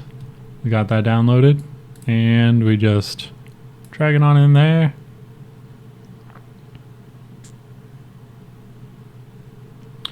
We click this little refresh button to grab new list of the models we have locally. There it is.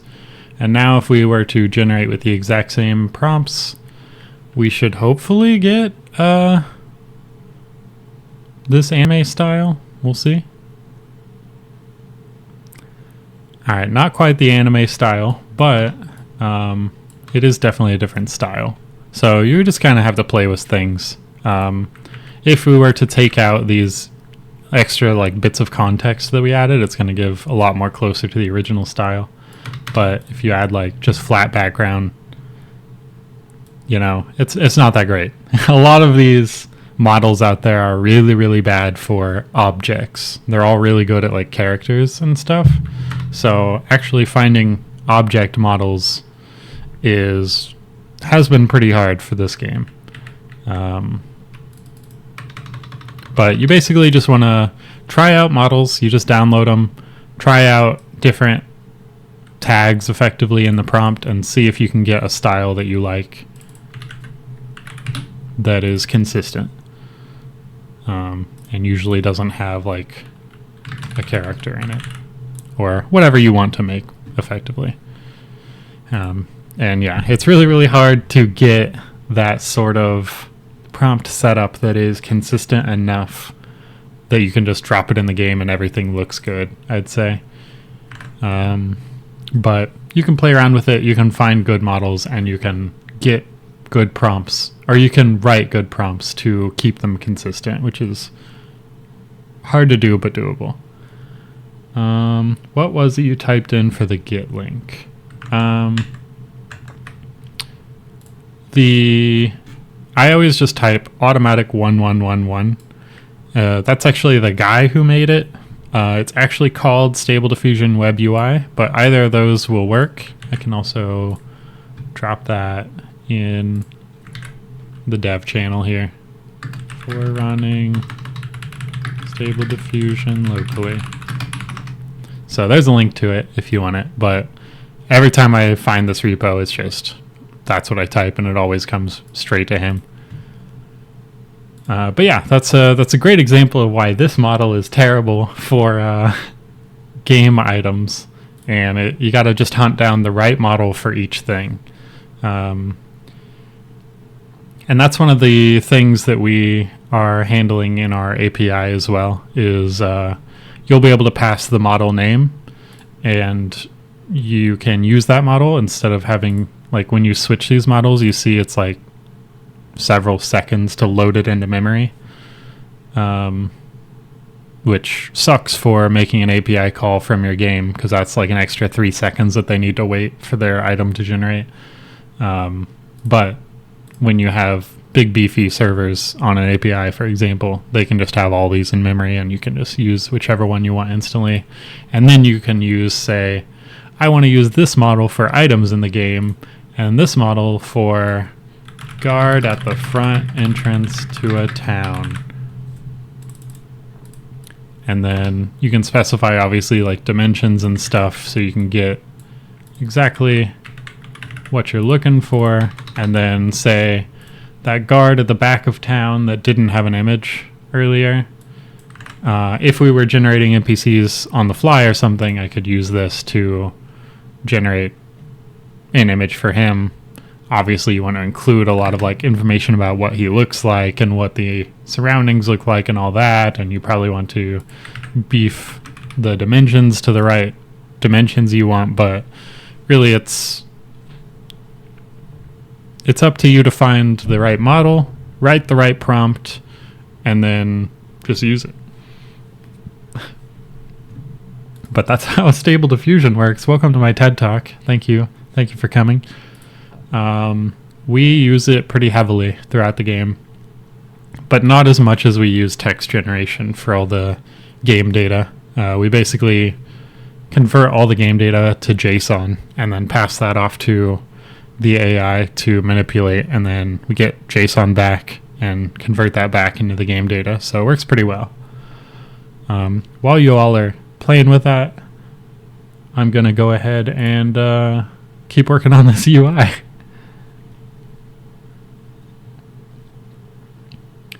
You guys got to come back and see when the NPCs come to life. Yeah, courtesy of Tony there. He's got some really cool brain stuff he's working on, and we're going to start integrating it really soon. Mr. Tony, while you're here, what other slots do you want to see on characters for equipable items?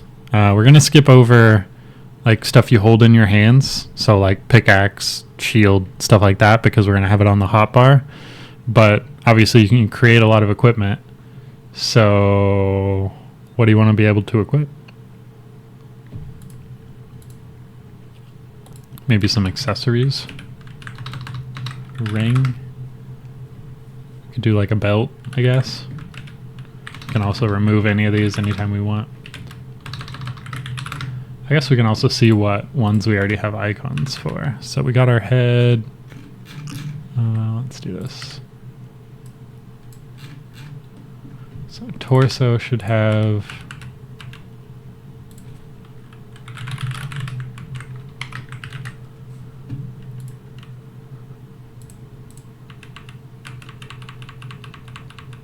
I guess we could do pants. How about a hat? Yeah, we got our hat. You can put that on your head, my guy. That's a good idea. We'll do some pants though. We got ring. You're telling me there's not like a torso option in this selection? I guess we could do shoulder, but like imagine making a corn suit of armor. I dig it. You played Terraria with me when I made us the nice full cactus set of armor. So I'm down for some corn armor. Man, it is going to be so cool when we can get this stuff to show up on your character. Yeah, there's a lot of work to be done there for the models, obviously. I have never actually done any games that have your character's equipment or your character's clothing change when you equip stuff. I don't actually know technically how that works, other than maybe like swapping out textures, maybe. But yeah, that'll be really cool. Sounds corny to me. Nightbot, are you causing a ruckus? Let's see here. Click to show. Corn armor, yas. How do I undo this? Nightbot, you gotta chill. Alright, we're just, I can say it. There you go. That's courtesy of Patrick. You're allowed to yell in here. We're all excited. Let's get pants. Set up our icon here.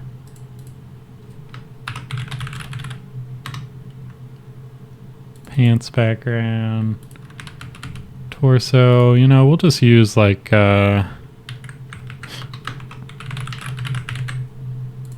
something generic for now. I guess we should probably use the head sprite for that. I guess we could do a cape. There's shoes. Okay. Ah, there we go. Chest. So let's do this guy. Icon. Head.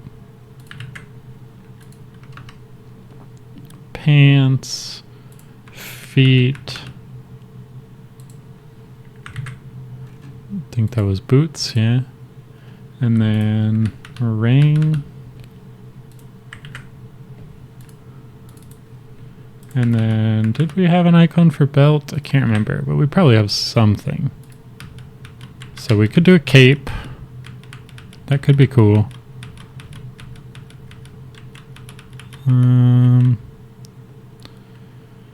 Amulet is pretty classic. Different rules for the king, I guess. Hell yeah. If I'm gonna stream all day, I get a yell. I get to yell as much as I want. I had COVID for like 3 weeks and I couldn't talk, so It's about time I start yelling.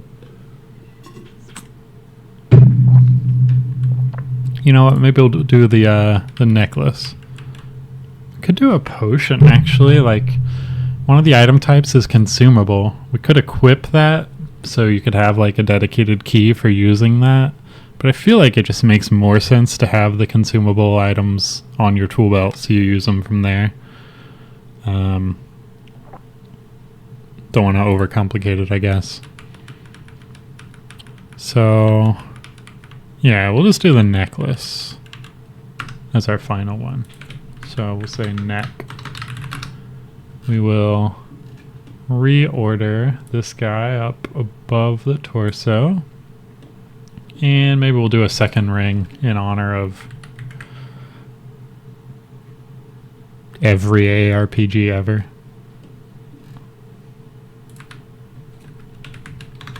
And that'll be a good way to have in terms of building out the systems for slots that allow certain items. It'd be nice to have 2 slots that allow the same, just to make sure that everything we write works. Let's see here. All right, so we got our slots in place. Let's go ahead and clean that up a little bit. So this guy, we're gonna have like something like this to show all of the stats that we have equipped. This guy no longer needs to come all the way down here, but we probably want a little bit of spacing.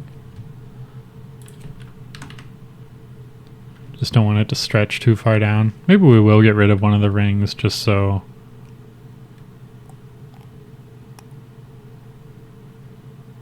we're not going all the way down. Yeah, let's disable that second ring for now. So now, vertical slot container left like 20, top 20.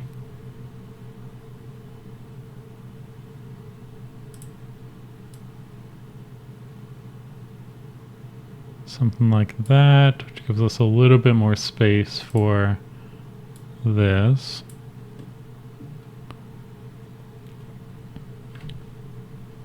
And let's go ahead and put that after.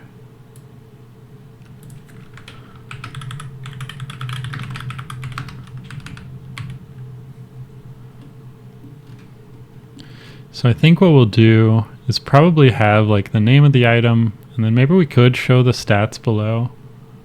It's a nice little list. But for now, let's just rig it all up. So we've got... Oh boy, how did I build this inventory system?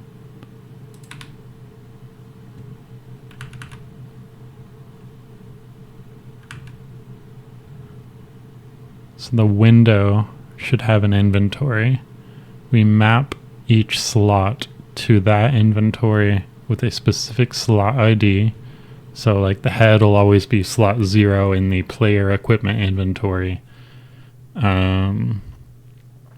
We will limit stack sizes to 1. And we'll probably want to add in a little filter for allowable item types to set it just to either armor or like the specific armor type of head or whatever. But we still got to build that.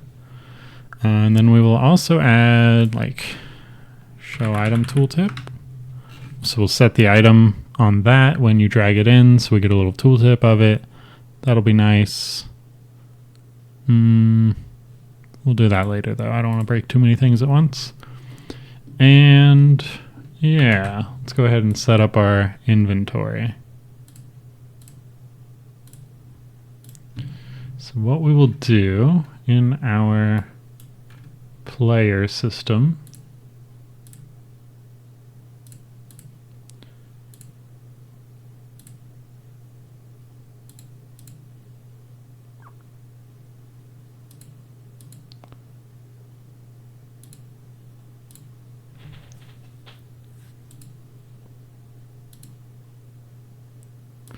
deciding where the best place to put our player inventory or player equipment is at.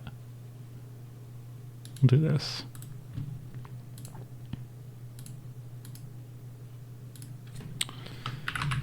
Player equipment. This also, using it as a scriptable object on the window means we could, like, later on have inventories for NPCs, which we do have. We could have equipments for NPCs that they could equip their own items and people could inspect it, but it's probably not worth thinking through right now. Let's see. Player equipment will have 6 slots. We'll map those slots by hard coding them to the type that they allow. And then on the equipment window, we will store a reference to that player inventory. Let's put that on the player database, actually.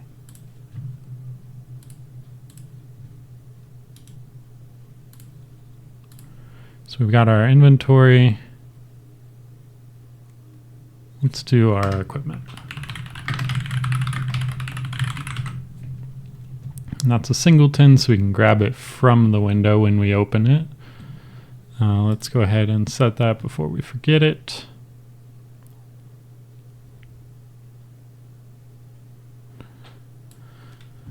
Player equipment, cool. Now on the equipment window, we can say void on window show, or what was our callback? Callback before window show.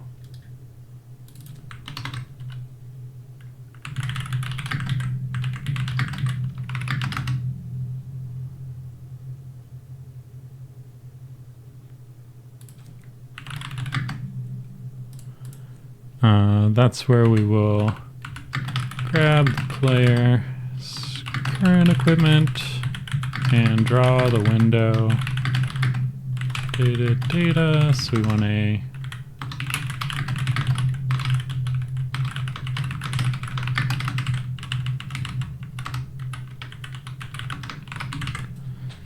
and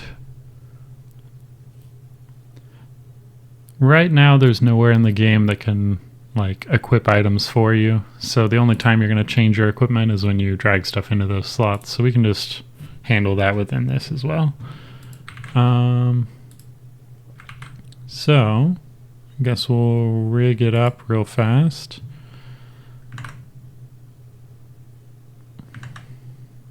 Still thinking through this as I work through it, but I think what we want to do is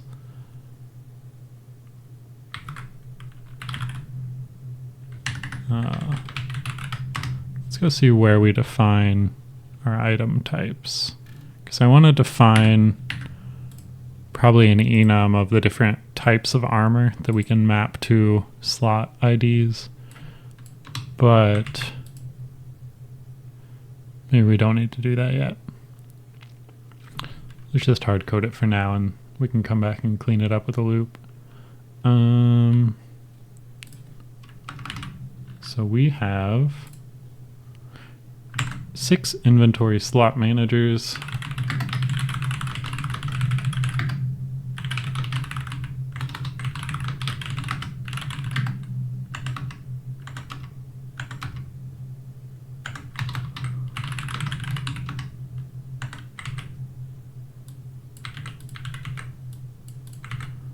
Okay, and all we need to do is grab the inventory off of the player database.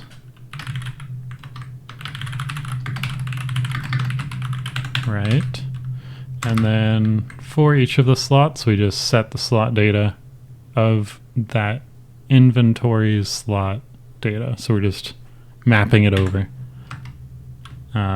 But this is actually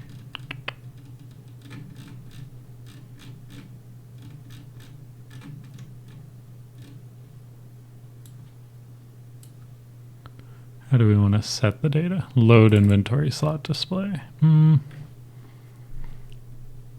That's not right. Set item data. Yeah, that's it.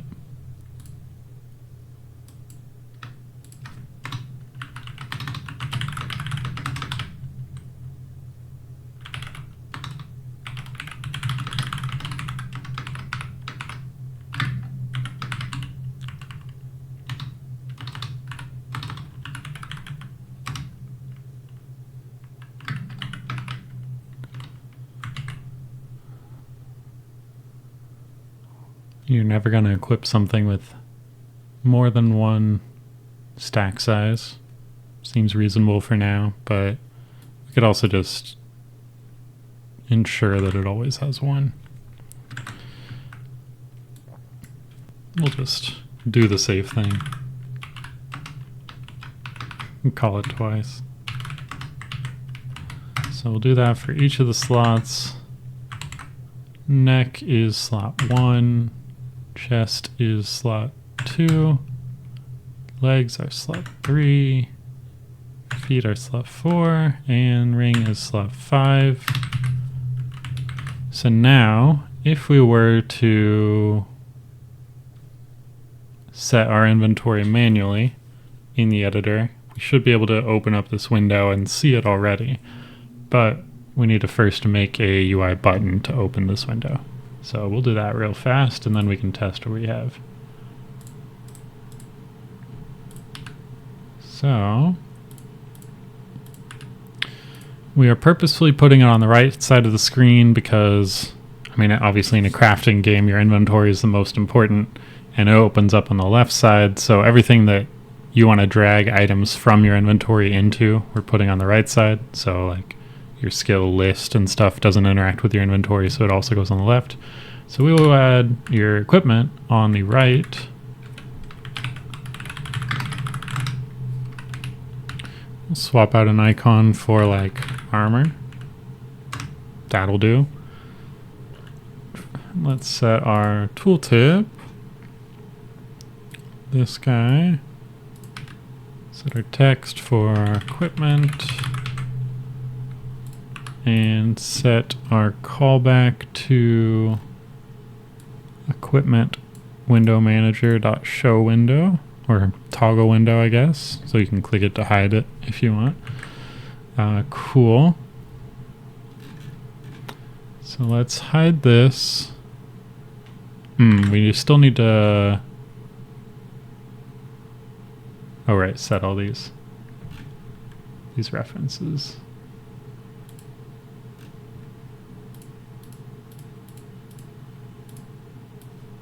Head, neck, torso, pants, feet, and ring 1. Cool. We do need to initialize the player equipment slots, which we can do here. We actually want to. We could create it with a specific size, but let's look at this.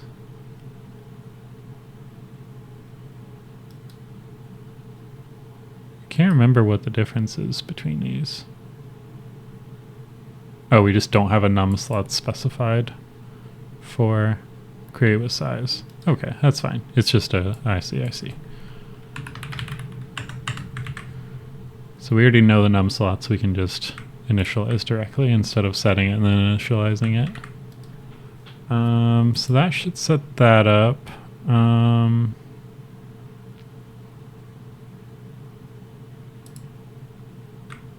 Let's double check what we're doing here. Yeah, this is the mapping that we didn't do. So all it's doing is going through each of these inventory slot managers and assigning the inventory and the slot ID correctly. So we're actually going to steal that. We could do it all in the inspector, but I think it's a little nicer to do here, and then we can recall it with new inventories. So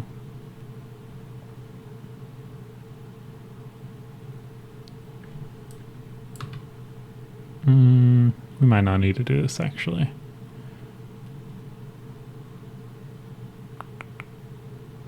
Yeah. We're never going to recreate that. We're good. Don't listen to me. We'll just set these manually. So we've got player equipment,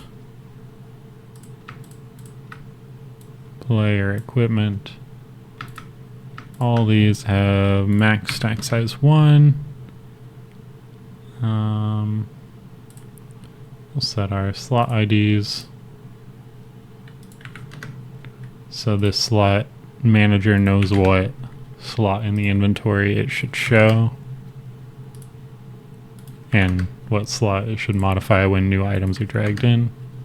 Did I type that twice? I did. Coolio. Coolio. So now let's go ahead and say player equipment has 6 slots.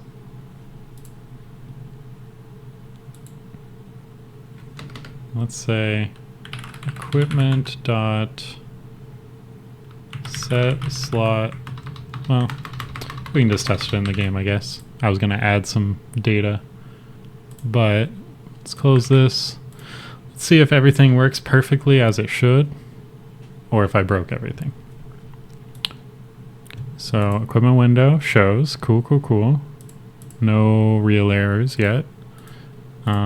Obviously we don't have like filters on what you can drag in where, but we did break things. Load inventory slot data, get item name.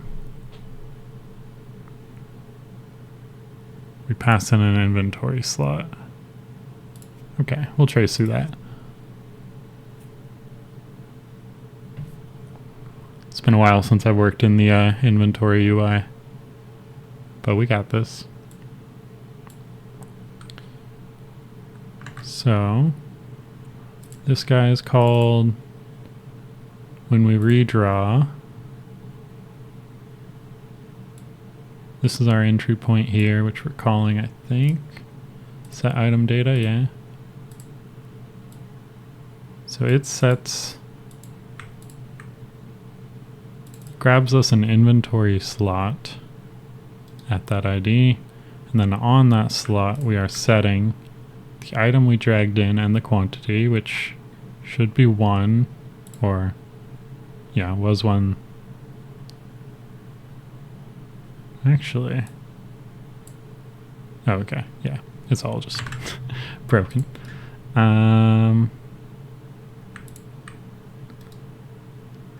Okay.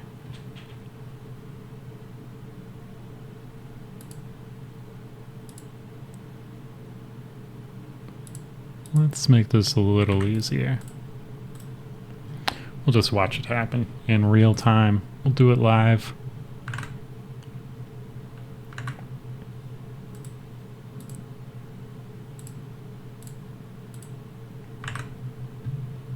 Okay, we're drawing the slot data when we first open the window. That is correct. And now, when we put a B on our head, or let's put some clay on our head, something of stack 1 to make sure it's all good. Okay, we error before we even try and redraw. So the error is in when we set the item data. I guess that makes sense. Load inventory slot display. I feel like we're not calling this though. I mean, obviously we are, but redraw slot display.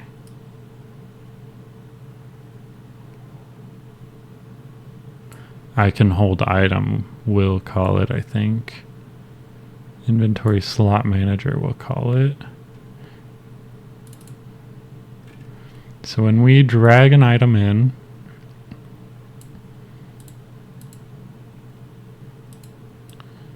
make sure it's a valid target. It is. We go in. The receiver is the slot we're dragging an item into. We make sure that it's able to receive items, or else we look up the hierarchy.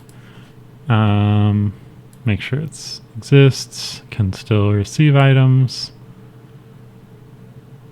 So item to send is get item, get stack size. We clear the slot at that slot ID. We don't handle the stack limit yet.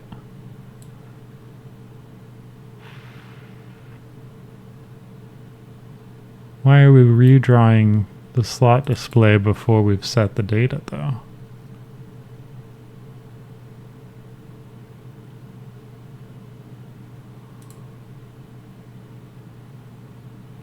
Am I missing something? Oh, we do call receive item stack. Okay. So in here, Oh, I think this is the line that errored, right? Originally?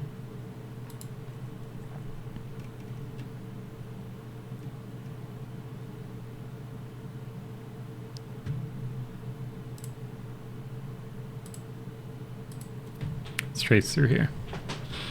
Welcome to the fun part of the stream where things don't work and I figure out why they don't work. Thank you for being here.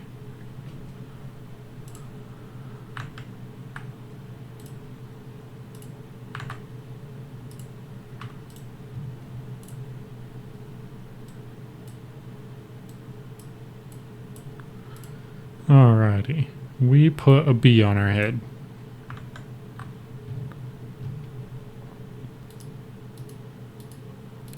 It is a valid drop target. The receiver is null. Interesting. So the slot we're dragging into is null. Huh. Well, that's the bug right there. And then we look up the... Oh, I see. Yeah, that's fine. That's because the... Either the background or some other UI component in the slot has raycast targeting turned on. So it's hitting the end of drag event, and that object doesn't have an inventory slot manager on it, so it's just going up the parents until it finds the correct object. So that is correct now. And it can receive items. What item did we get? A B, okay. Picked up the item correctly.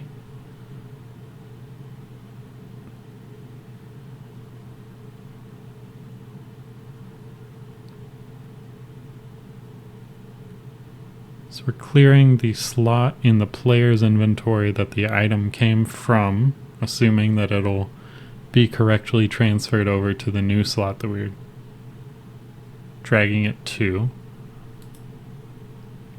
So here we should receive the item and should get num received items of whatever our B stack size is too.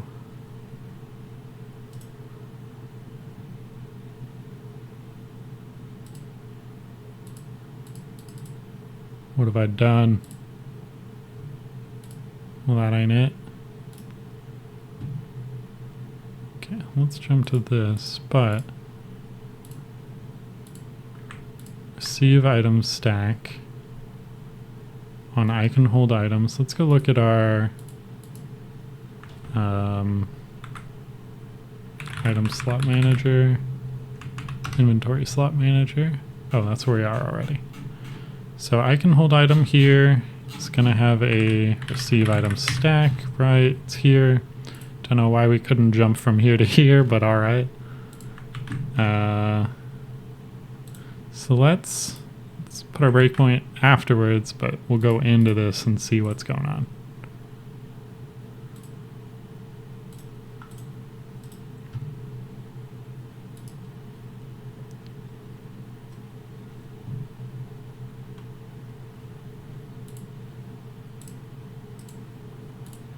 Alright, bees on our head. Get item is not null. Okay. So we are getting bees, 2 bees. That's where we're setting the item data on the slot that we are dragging into. So the item data should now be correctly set to a B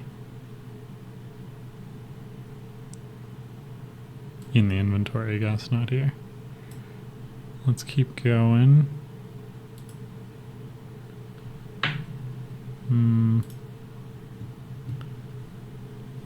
Okay. Did it actually draw there, or did I just perfectly center it?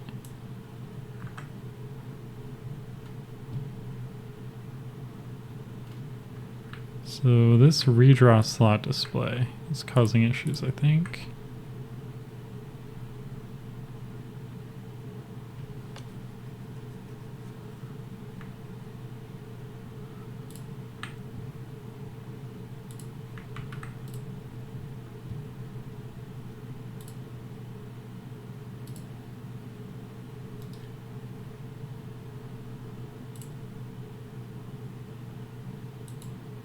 You know what? If this bug is what I think it is, it's the dumbest bug. I think I deleted the item name component because we don't use it anymore. And it was just disabled. So we used to have, like, for example, in our furnace window that I think I copied, we have temporary item name, temporary stack size, because we showed them in the window. If the Stable Diffusion server was down, like you couldn't generate an image for an item, we just showed the name of the item instead. I guess I'll just bring those back, because they're probably nice to have, but that is why we are erroring here, is because we obviously have a name for the item. We're setting item name.text, but this is null right here, so we can't set anything. Does is null work with Unity objects, right? I think it does. And I think, well, I'm not sure if it does with game objects. However, the objects that we are calling is null on are actually just like plain old C# objects, which are just items. But that is a good thing to check. Let's do...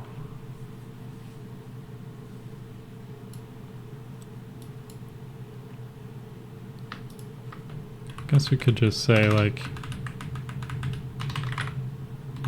I'll try this. I think it should work, but it would be nice to know if that is an issue. But what we need to change here is in our slot manager, we will fix it two different ways. One, we'll add back those fields we deleted.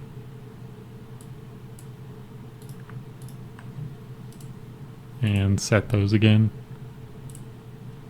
These guys.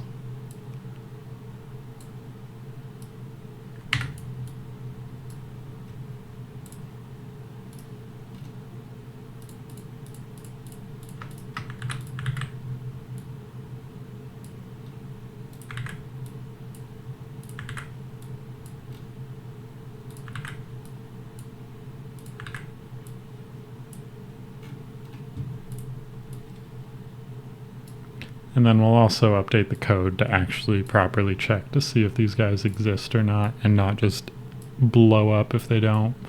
But it is nice to have them, I suppose. Just in case stuff breaks with the image generation.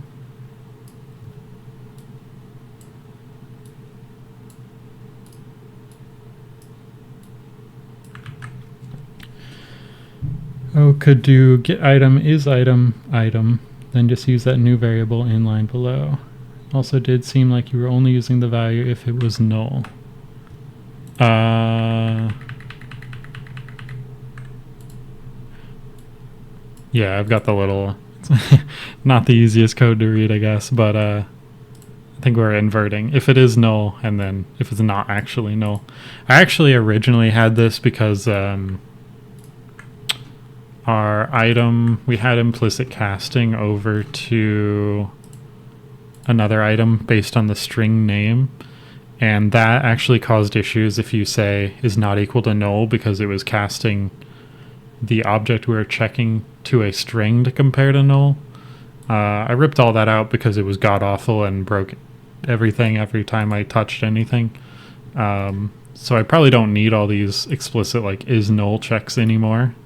I could just use not equal to null or equal to null, but you know, it's I never even tested like the implications of using one or the other. And I'm not sure offhand the syntax of like if get item is item. Can I do like a local something like that? There's probably something to be done. I know I've seen like scopes where you create a item put item after item. I got this. If get item item item as get item item equals get item.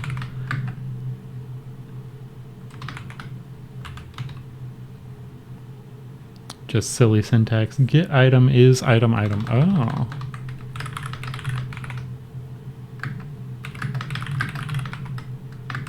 I've never seen that syntax before in my life. That's nice. That's actually really nice. I'm gonna try that, see if it works. So if we get an item, we use it. Otherwise, we just have that blank name. Huh, super useful and clean. Yeah, that's really nice, actually. I might go back and change a bunch of stuff. And I assume this item variable here falls out of scope. Like, it's only within this block and not if item dot rarity. Or maybe it is valid down here. Probably is. Probably hoists it up to like here. Can also change the get item call below with item now. Oh, okay, okay. So you can reuse it. Cool, cool, cool. Although, if item were null up here, I guess it is the same logic, isn't it? We just have it set to item now.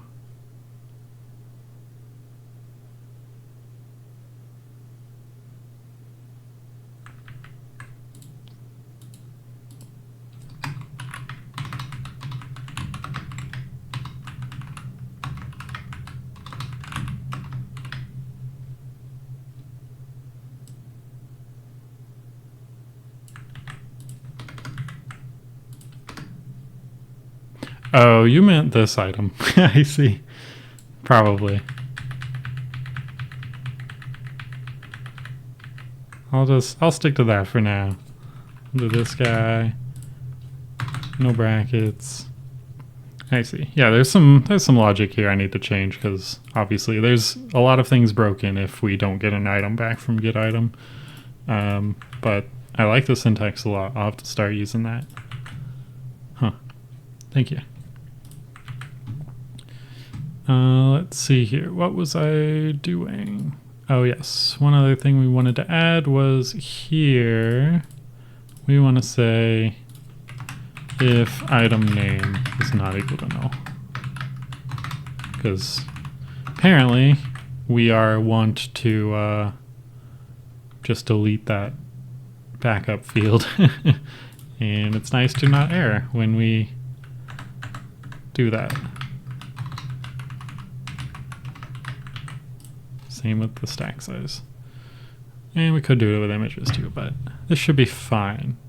Let's see if our drag and drop works now.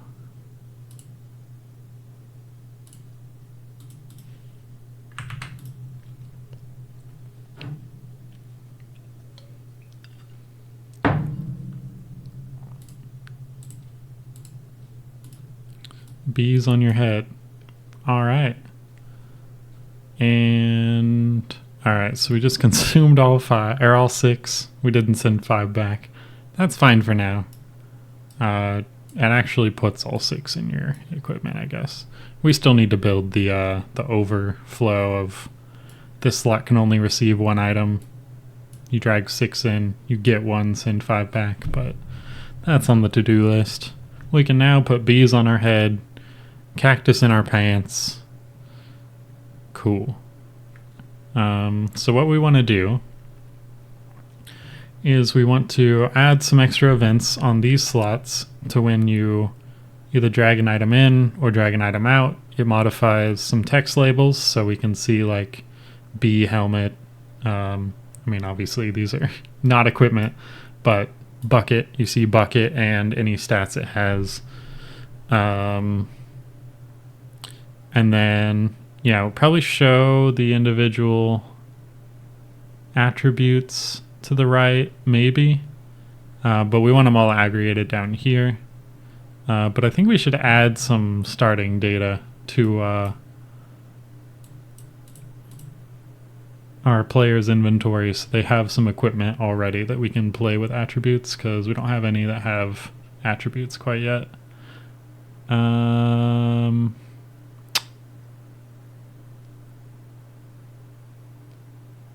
I'm realizing we might not be passing the model name to our local Stable Diffusion server. So let me delete that anime model we downloaded earlier. It's a good image for an inventory item. Let's see if just deleting it will load the new one in memory. We might need to restart the server. We probably do need to restart the server because it's still loaded in RAM, I bet. Yeah. But maybe we can hack it a little bit by just reloading it in memory here.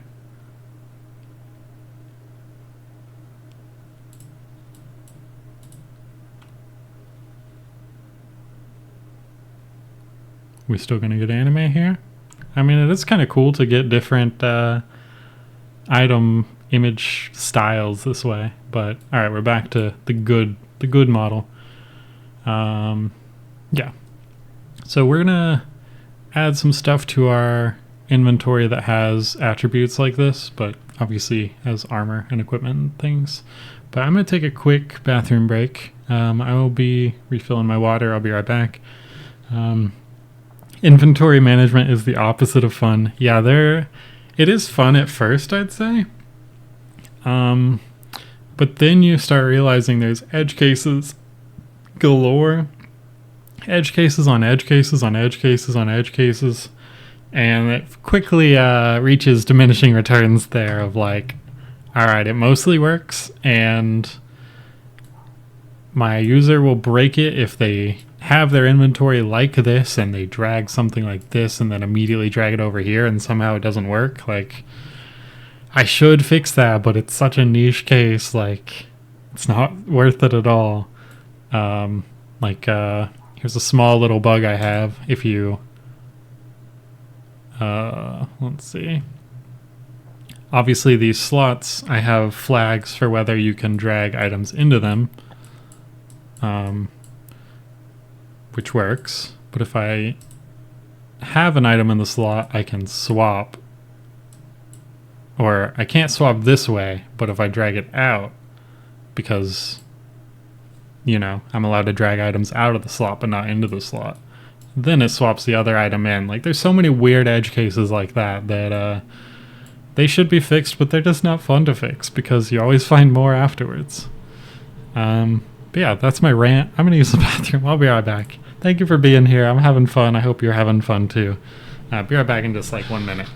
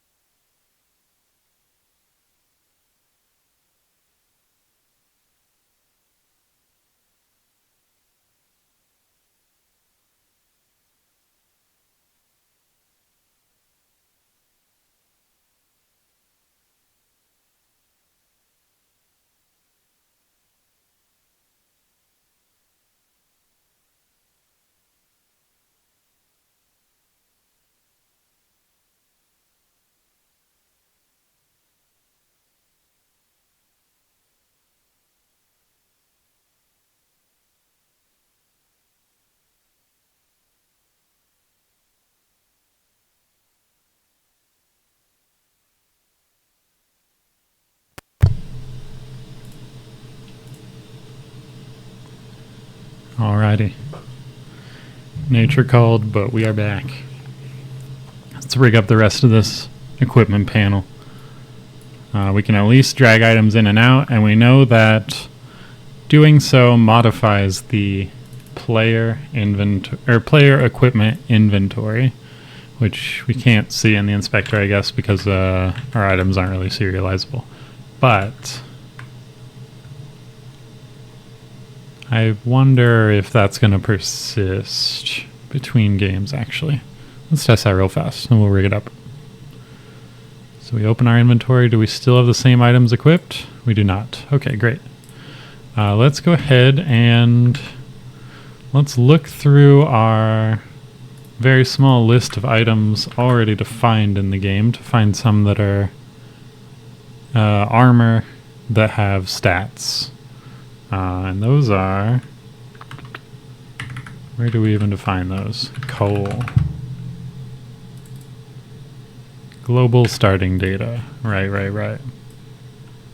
So we define like a couple hundred items just to set the tone for like the quality and vibe of the game at the start. We know what items players are going to encounter at the very start of the game, so we can kind of curate that experience well for them. But also, importantly, all these descriptions get used in the crafting and creating new items. So if we create these high quality descriptions at the start, I don't know why I put that in quotes. Also realizing wasn't sharing my screen again. But we got a bunch of items that we have card coded in, and we've purposely made very high quality because if you combine, say, air and dirt, the AI is going to look at the descriptions of those combined items when determining what like quality, tone, and vibe they want in the created item. So we have a few items that we start the game with, and that's all just to set the tone, make sure the player has a really good like onboarding experience, and then they can very quickly progress.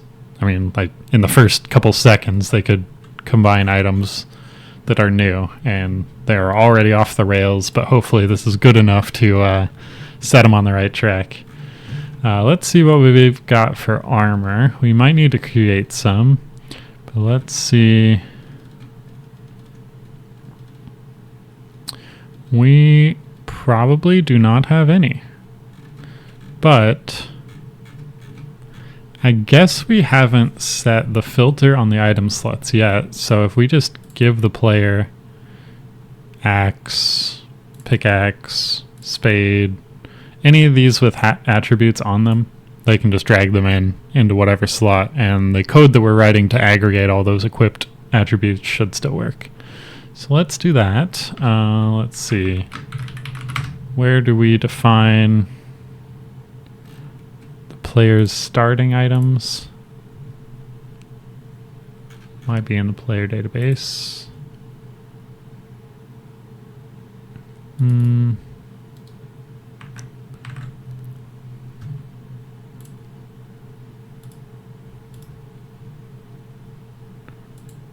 Where do we do that actually? Because Anvil window manager.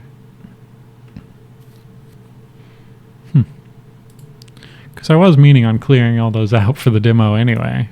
I'm forgetting where I even set them. Oh wait, this is it. So we add 20 random items.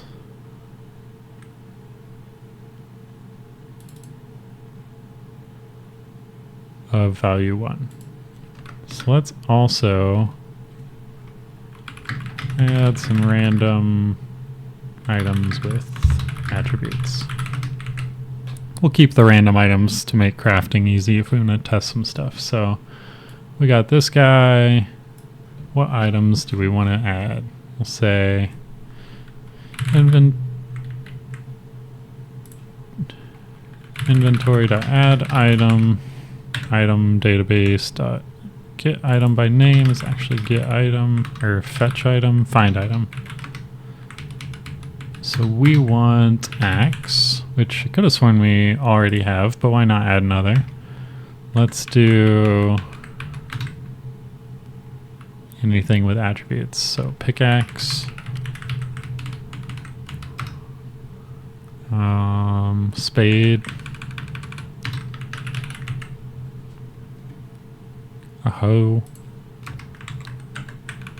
a fishing rod, I think, yeah.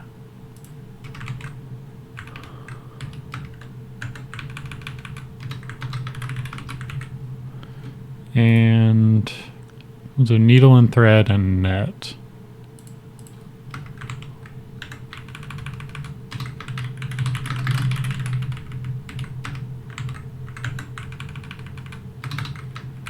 And you know what? We'll do the lantern.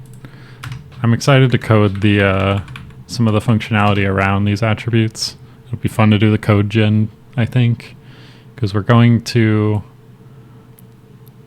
probably define basically dials and scales of the actual game. So like the camera components, some of the camera components values, some of the like post-processing values, some of the player controller values. We'll have a list that we can pass to the AI and say you're allowed to change these things. And then whenever we create a new attribute like light radius, we can pass that to the AI and say, here's your attribute name, here's the values you're allowed to change. You need to create a mapping of that attribute to this value.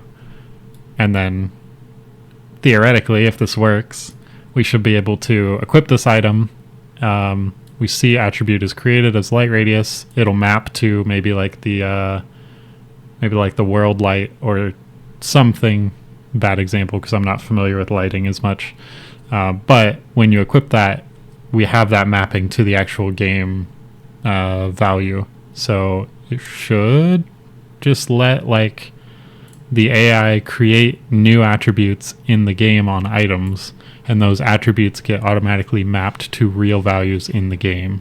And then when you create or equip items or not, it'll actually change values in the game, your speed or how high you can jump or how bright it is outside or, you know, other stuff. So that'll be really cool. I'm excited for the lantern just specifically because I loved light radius as an attribute in the original Diablo. It was such a cool vibe to get like really strong items that have negative light radius as a value. And you're like, oh, do I want to use this strong item if it makes everything darker and scarier? What was the website where you found all the models from? Civit.ai. CIVIT. Very good site. What I recommend is when you go to the models section, they've got here's the filters. The filters, you want to filter by checkpoint.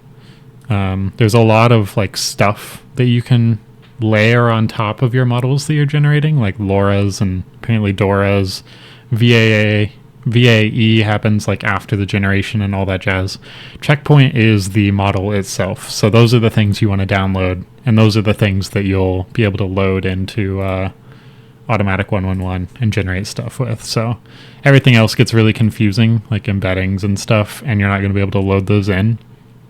Just filter by checkpoint, and all of these will be download and use. Super easy. And I'll drop that in the Discord too.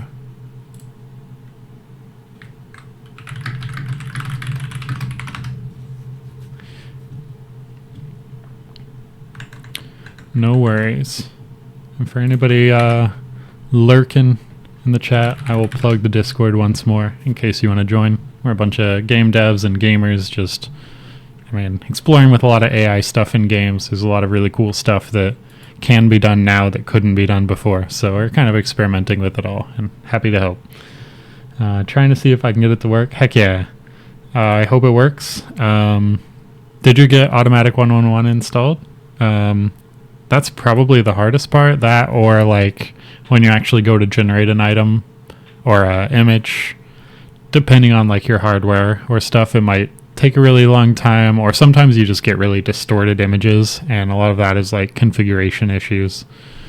Sometimes you need to like change some stuff in the settings if you're on certain kinds of hardware.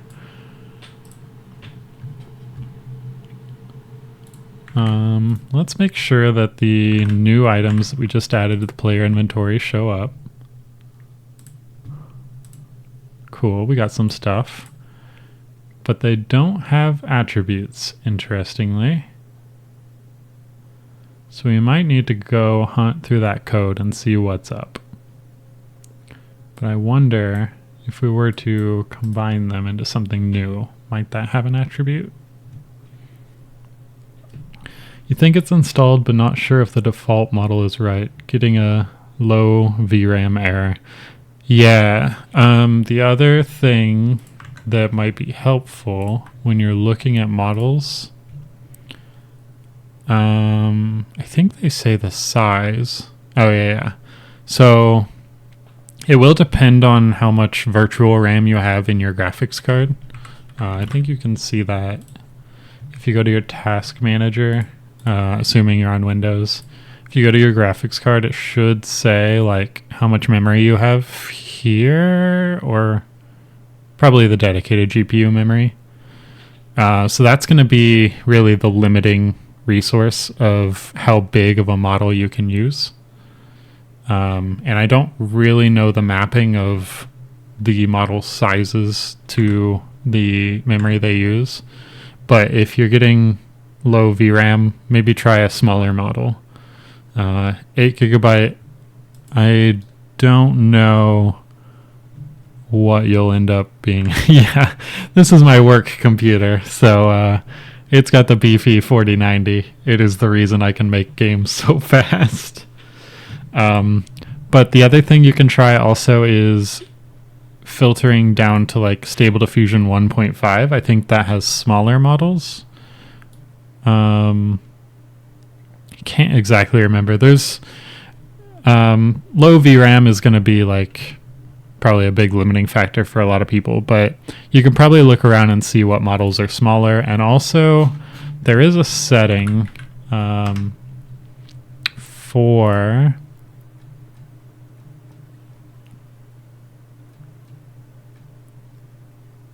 it's like partial something, and it reduces the memory that you need in like half, I think. It just takes longer. Where is that? Yeah, there's so many settings here. I don't know what most of them do, but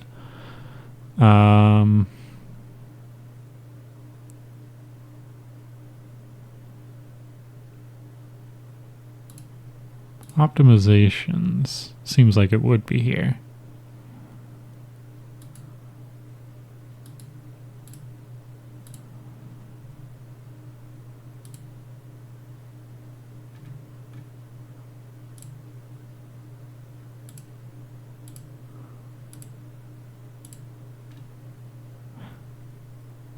I'm not sure offhand. I feel like there is a setting somewhere for like Stable Diffusion, low VRAM, automatic 111 setting.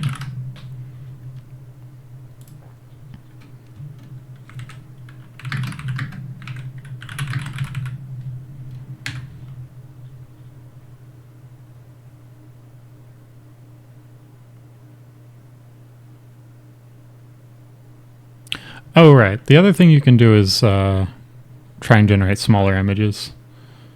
I think the default is 512 by 512, but as long as it's a square, you should be able to go down to like 256 by 256 or something, and you can always upscale that later. But it does look like there are some flags you can use in your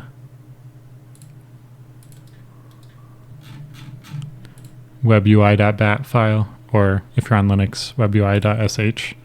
You can set some of these settings, and it looks like they might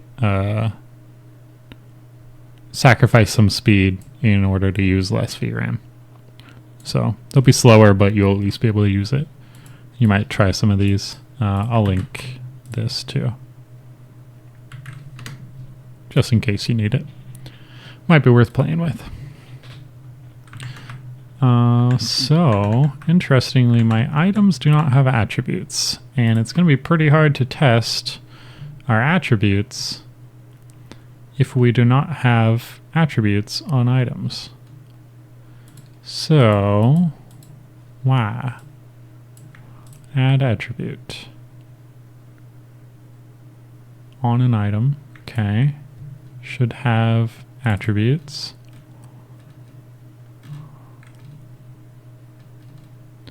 Are we maybe not displaying them? Are there any items with attributes? I feel like there were, especially on consumables. Let's see here. Alright, we get a bike shed a little bit. Thanks for the tips. No worries. Happy to help. I feel like a lot of this stuff is pretty magic and also really, really hard to get into. So I had some people that helped me figure stuff out at the start, so it goes a long way, I think.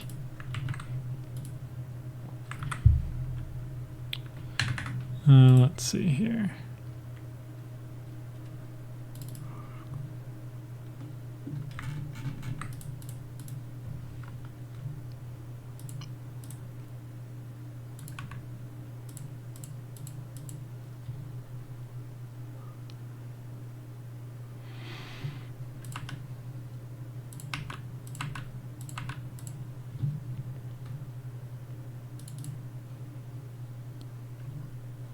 So in our item tooltip controller, are we loading and showing attributes?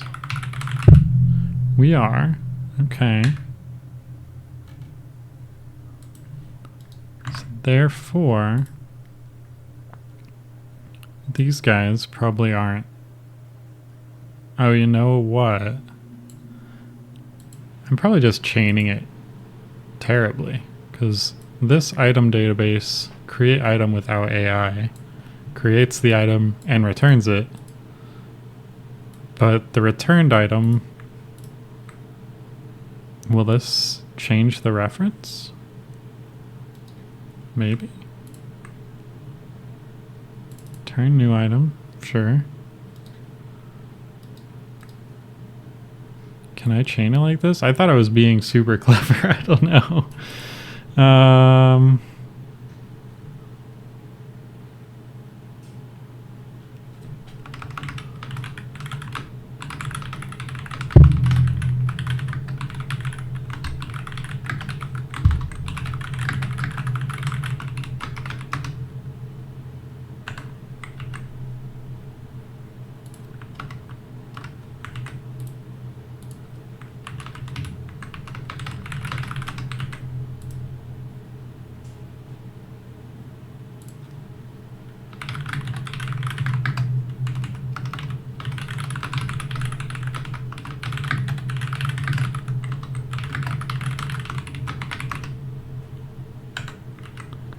So we'll output the item we created that should,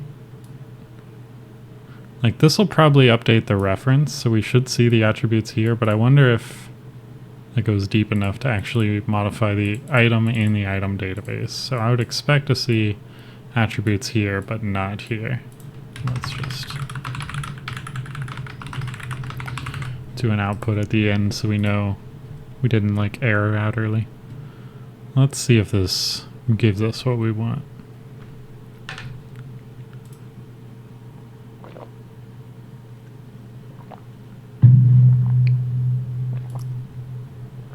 No errors. 0 references. You know what? I am dumb. We don't even use this code anymore. We switched to using scriptable objects for all of our items.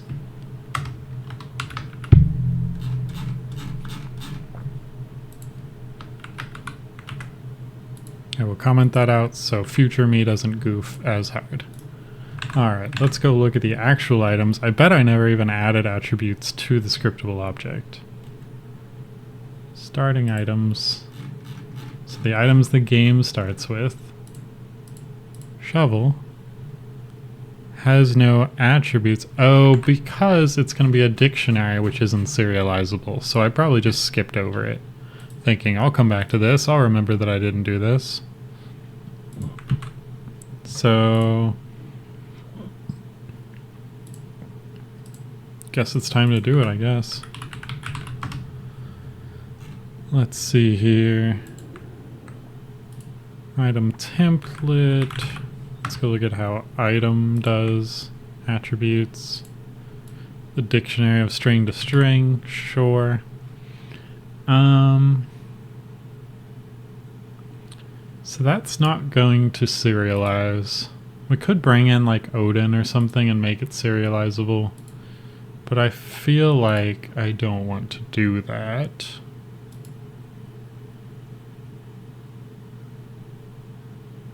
Maybe we can just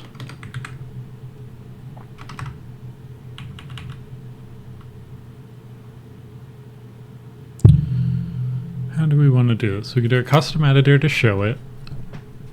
It's a little boilerplatey to like edit and delete them.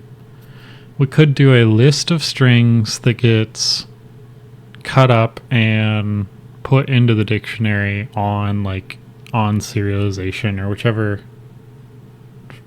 callback we do after we are done editing it, or maybe we just have like a button so we don't call it randomly. We could do like a public list of string attributes to add,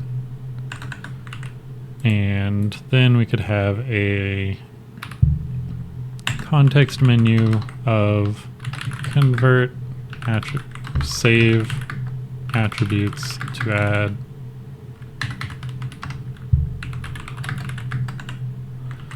So to clear the existing attributes, for each attribute in our list, we split on colon.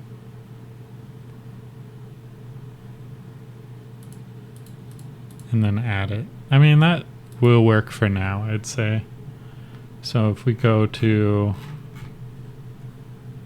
fishing rod, attributes to add, fishing +5 or +1 fish, and then save that. We probably should clear our attributes to add at the end though.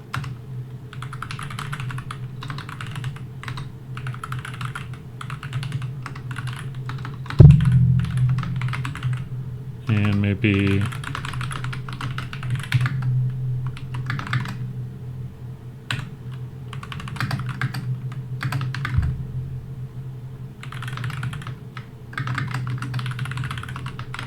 a little bit of that so we know it's working. So now we can set up attributes over here, +1 fish and -1 bait. These are all made up, but it's fine. Save attributes. We didn't clear the... Oh, we can't have the same key. That's fine. These are stupid attributes anyway. We want fishing +5% chance of treasure.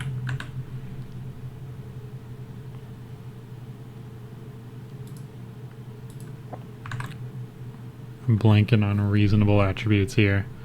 On a fishing rod. Fishing speed +5%. And I want a second one.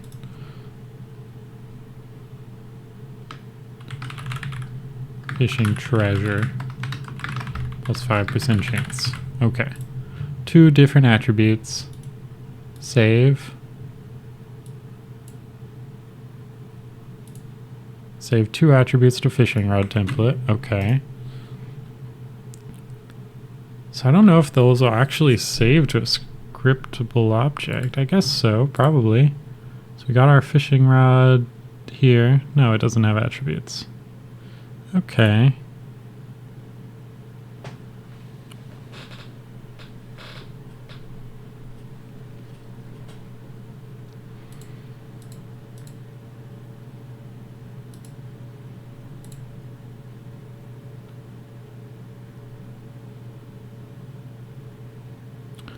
How do we want to do this? Maybe we just, I mean, we are redoing the attribute system. We could just have it as a list, but I feel like that's not going to work when we need really the key and the value to aggregate things together. If we have like a fishing rod with fishing speed plus 5% and also a fishing hat with fishing speed plus 5% in our equipment window, we want to see both of those, and then down here we want fishing speed plus 10% as a stat.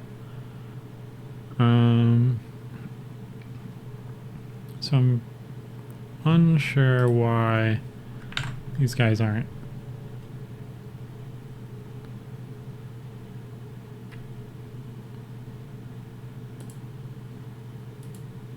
Persisting correct.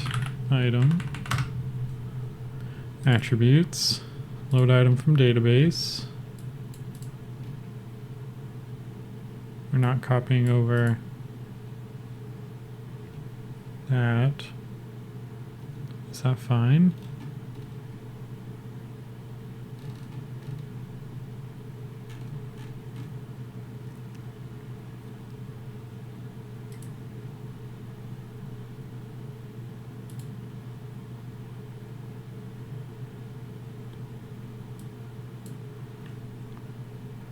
So this is what we use when we're saying new item fishing rod.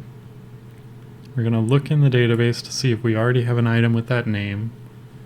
If we do,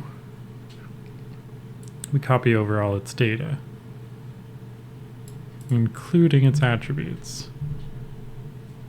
If we don't, we do nothing. That's interesting, but okay.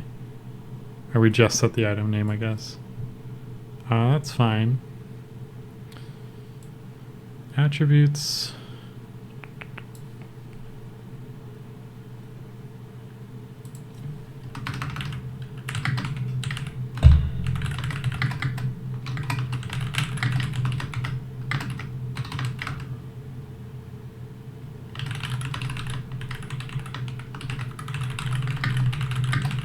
I feel like it's not persisting onto our scriptable object is what's going on here. But I'm going to try two different ways to look.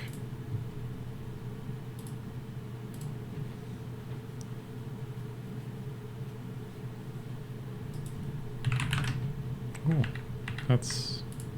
Oh, I see. Okay, so our item name, we have no existing item. This is probably when we are first creating our fishing rod. So let's...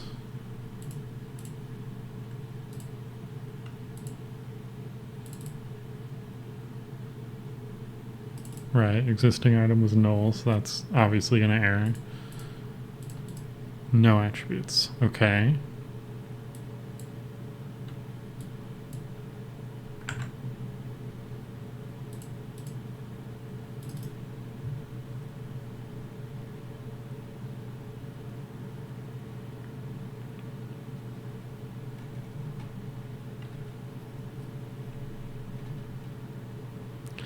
But we know it's pulling from somewhere because our fishing rod... Wait, where'd our fishing rod go?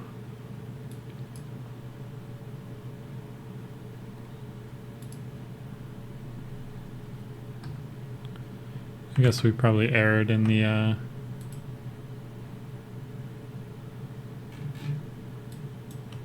action where we're adding it to the inventory.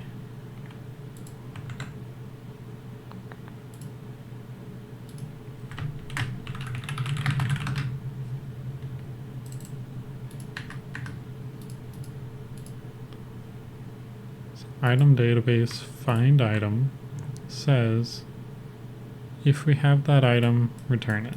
Does that make sense? And we add that item to the inventory.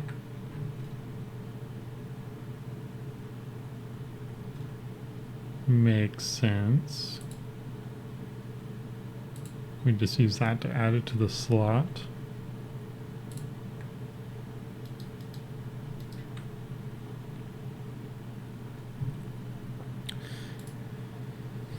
I feel like 50% of the bugs that I end up with on stream week to week are like, why can't I serialize this dictionary in the inspector? Things would be so much easier if I could just see what's going on.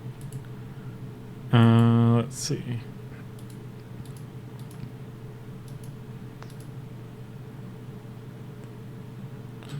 So we probably actually error here because we do these and then this is the first item we don't have. It's also the first item with attributes, so it could be an error in trying to copy over those attributes.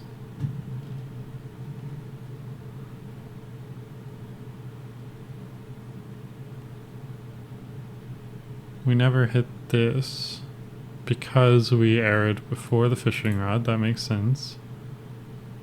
So let's do that, and let's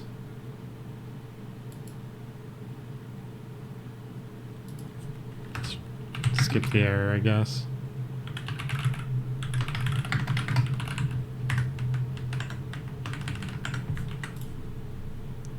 Oh boy, it looks so bad to not have braces around braces. Alright, let's try this once more. Attach to Unity.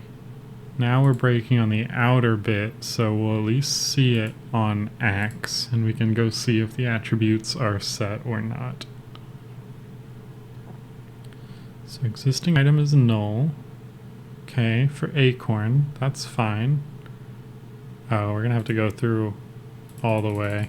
Okay, what are we at? Cactus.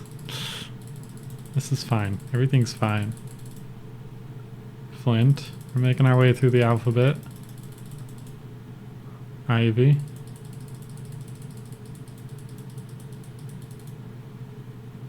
Net. Okay, that's after fishing rod, interestingly. Let's just... We are in the tools, so we know that we should be seeing attributes. So, existing item is... Oh, right, it is null, isn't it? So we never copy over the attributes. But why is it null? Because the item should already exist.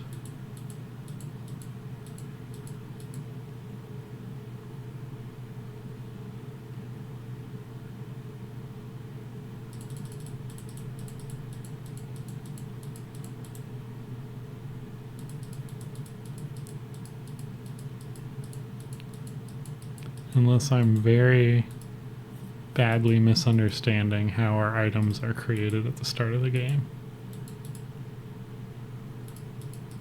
Which is possible.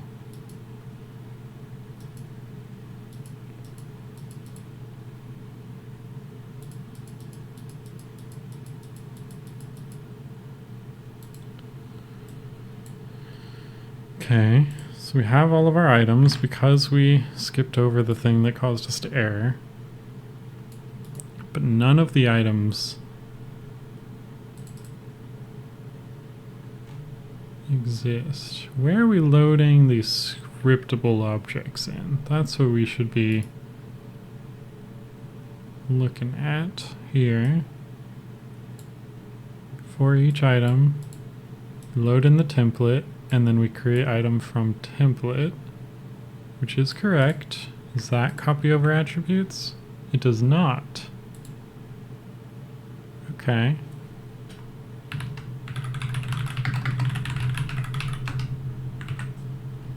Easiest bug of my life. Surely that fixed it, obviously. But it is still very concerning that when we later add items to our inventory, that those items don't already exist in the item database.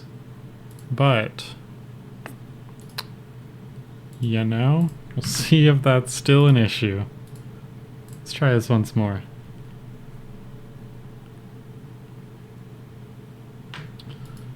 So hopefully we'll see attributes on our items now.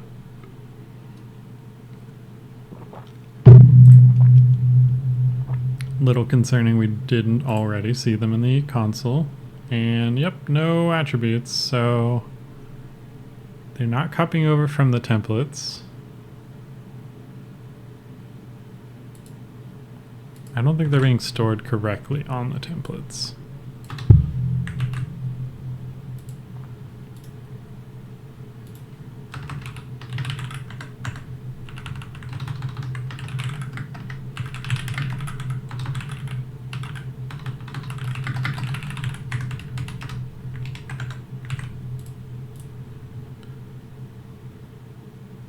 Wonder if this will work. So Flax has no attributes, so sure, didn't print anything, that's fine. Fishing rod should. Also didn't print anything. So yeah, I guess it's not, I bet when we cut this up and add it to the attributes array, it's not saving correctly. That's fine. We can just do things manually, I guess.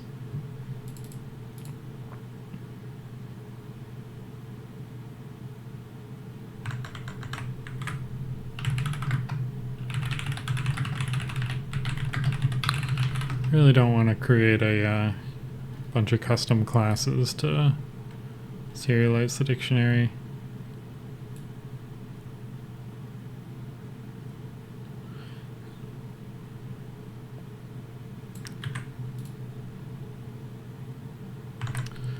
I'll just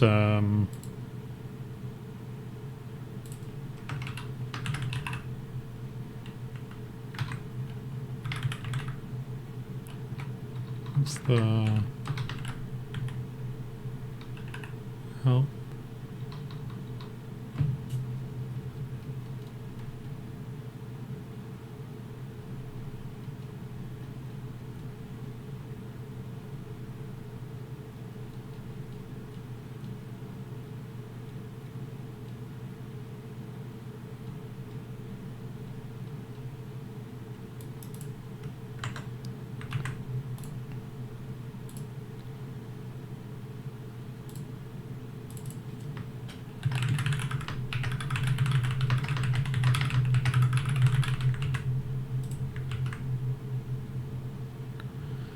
So if we just use our list here, put it in the correct format, we can go ahead and just use that over here. Say new item dot convert, or what do we call it? Or I guess we'd do it on the template. So here we've got a template. Let's say template dot convert attributes to add to attributes. And that's a god-awful name, so let's rename that to convert list attributes list to dictionary. So now we can have our attributes list, which we can edit in the inspector, and then when we load in those templates into the game data, it will convert that list into a dictionary by splitting on the colon. And then we will have an attributes dictionary on the template, which will copy over into the attributes dictionary on the actual item, theoretically. Let's make sure that that works. So fishing rod, fishing speed, plus 5%. We probably want to trim these, but it's whatever. I just want it to work. So fishing result.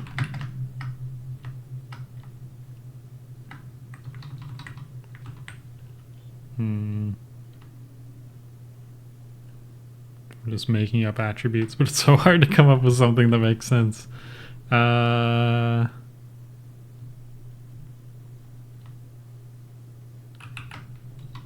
Patience +1. Perfect.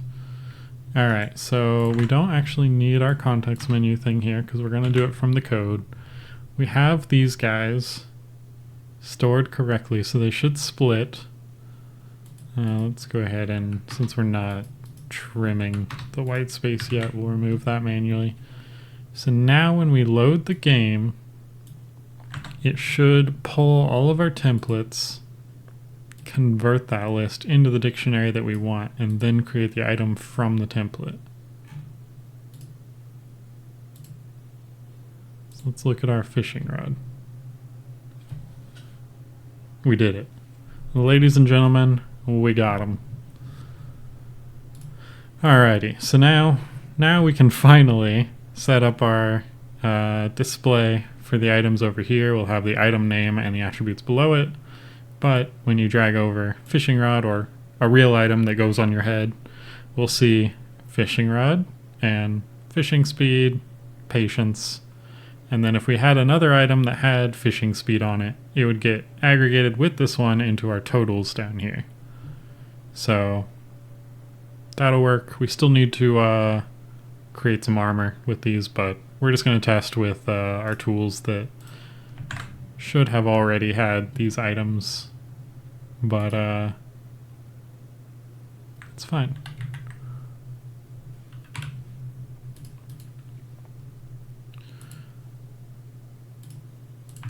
So now we can go through and add some attributes to some stuff that we start with. So maybe a flower. We got happiness +1.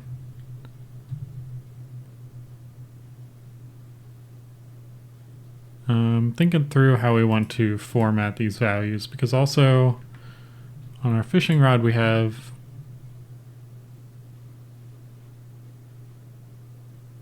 where did my attributes go?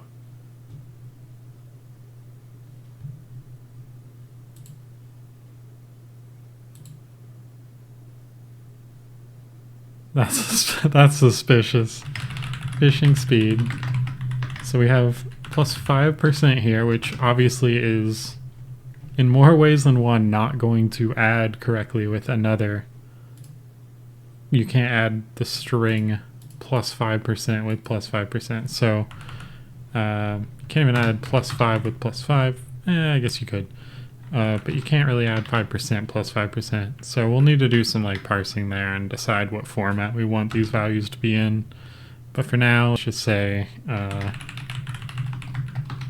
happiness is 1. But it's assumed to be +1 unless it's a -1, I guess. And then our flower can also be happiness 1. Let's do 2 just so we have different values, and then we'll be able to see that when you equip both of those, you have a total happiness bonus of 3. And I think we start with a flower, but just in case we don't, I know we start with coal. You know, we can just stick it on anything really, but I know I'm going to forget it later, so trying to make it make sense.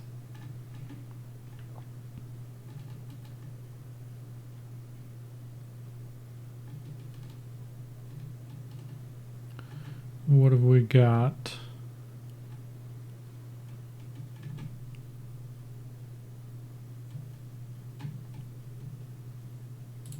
A net. Let's just throw something on a net too. We'll say fishing efficiency +10% and, you know, another happiness 2, 3 this time. Okay, so we don't need to go test all those right away. Let's go add our UI components that we've been deftly procrastinating.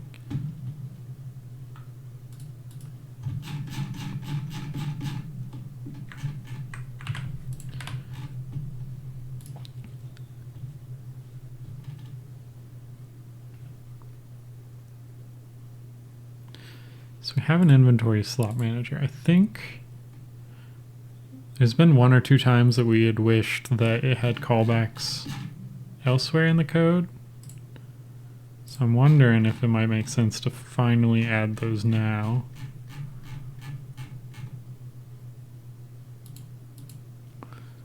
Or not. Maybe not.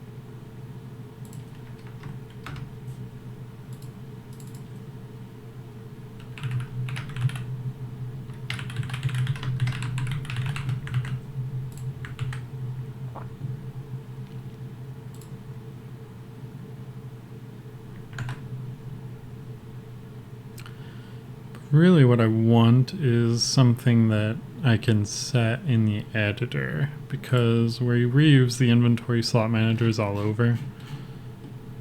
But the equipment specifically, I want to call some methods when you equip new stuff that I don't necessarily want to call when you drag an item into your inventory, for example. So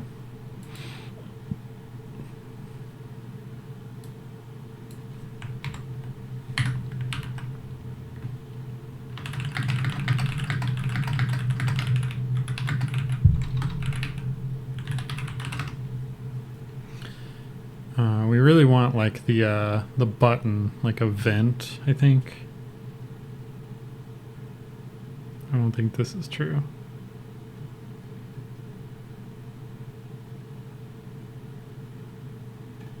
Can I really just serialize field the list? I don't think that's true.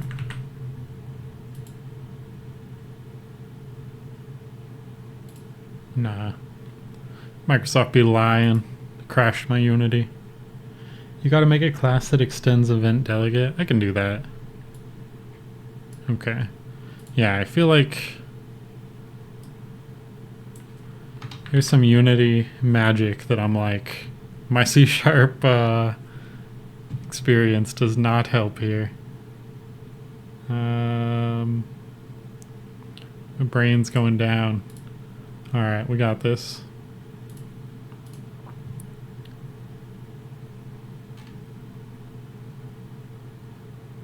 So if we did, I'm going to stick it here, but public class item received callback of event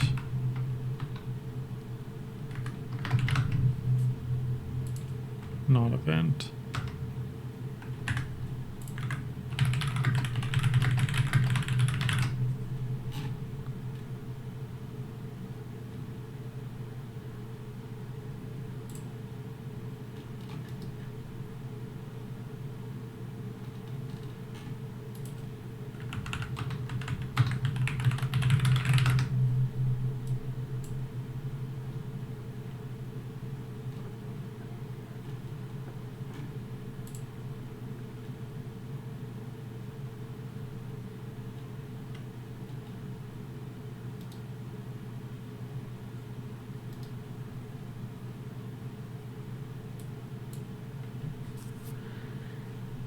It's like Unity event.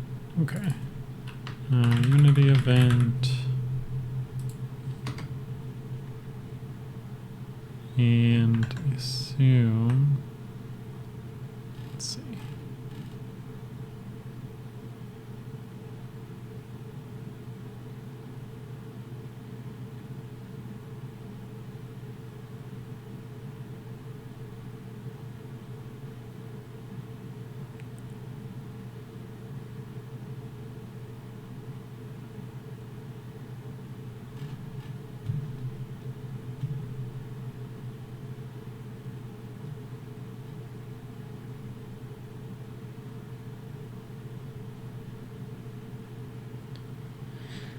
Then add generics for the parameters. Okay, so parameters are what I want. When you drag an item in, it's probably the item that was dragged in.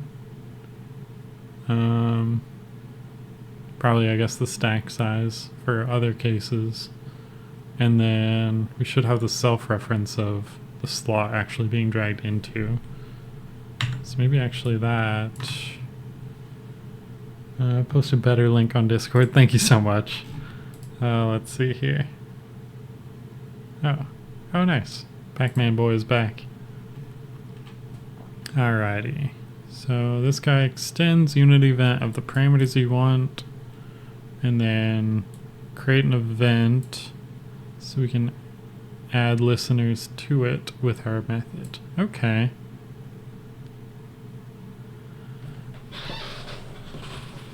So let me do this before I ask my next question.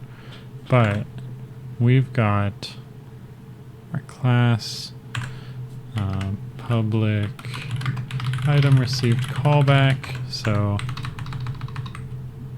callback on item received. Let me see how that looks before anything actually.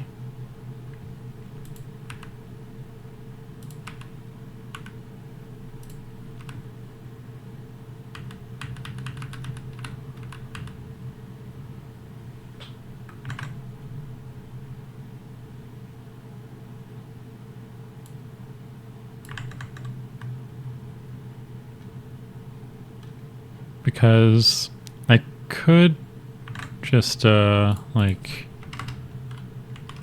void do something. I could probably say callback on item received listeners add, or add listener, I guess. Do something if this takes item int I.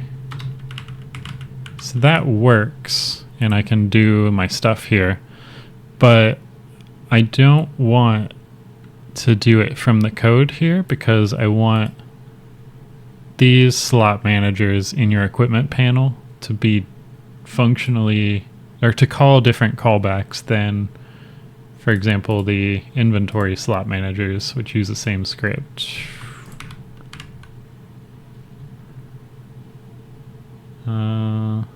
By the way, I did get the AI working making images. Still need to figure out good prompts, but having something that I can play with like this is great. That's awesome.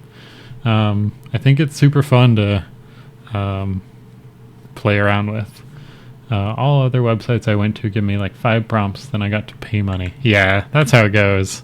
That's the trade-off of you can run it in your own computer for free, but other people, you got to pay. And let me say also on this site, if you click on any model, they'll have like the gallery down here of images that other people have made. And if you click on one of those, it shows you the prompt that they used, both like the positive and negative prompt, and also any settings they changed. So that's really, really useful for when you're exploring different prompts and settings and stuff to try and get certain formats or whatever. It's also a really good resource to like see how other people are doing it too. You want it in the inspector. Yeah, I would love, here's what I want. I want this guy. I want it to basically look like, well, if I add a button here, that's the vibe I want. I want this list here, so I can have this like list of events on the inventory slot manager for on item received, and then I could pass in like equipment window dot redraw all items in window or something like that gets called every time I drag any item into any of these slots. Does that make sense? Yeah, so look at how they declare the int event. Okay. My int event, unity event for int.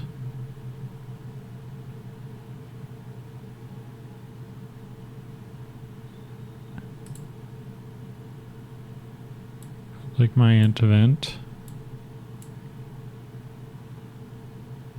I feel like that is what I'm doing here. And they're creating one if it doesn't exist, and then they add the listener. And this is the bit I want to replace in the inspector. The attribute I.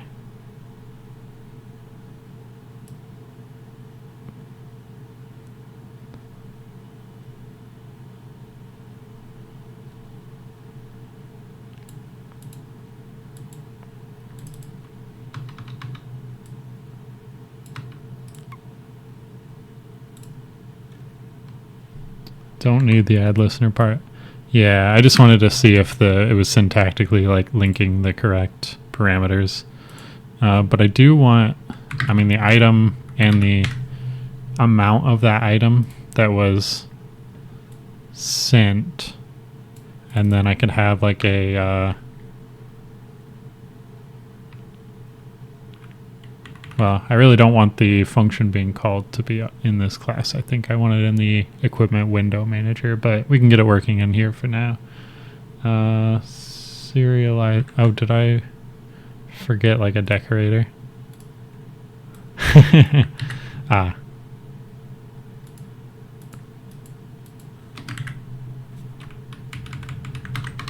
Alright, so we have a serializable callback that extends Unity event item int.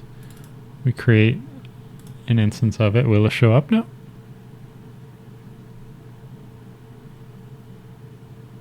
That'll do it. Alrighty. I can work with that. So we've got this. We can rip this guy out. What we want is our equipment window manager. And we can say public void, well, let's say public void on new item equipped callback. Their item, newly equipped item. And I said stack size, but really this should probably be slot ID.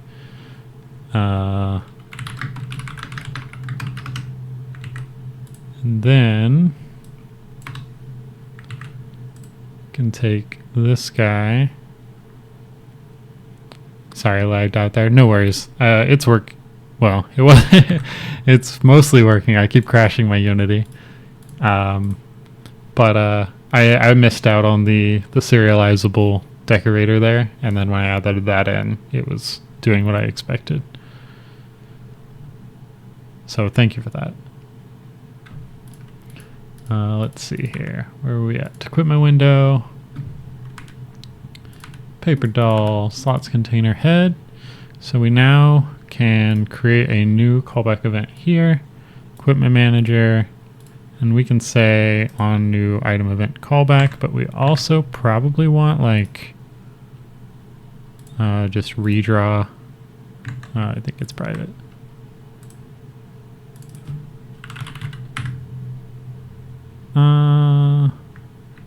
Nah, we'll do that in a sec. We want public void redraw specific slot data and slot ID, and we'll do stuff there, but we pass in the item and the int for the slot ID here, so we can say we probably don't need both of these, but I'm toying with it now. I'm cooking. Redraw specific slot data, so we can do some other stuff. Item newly equipped item. Cool.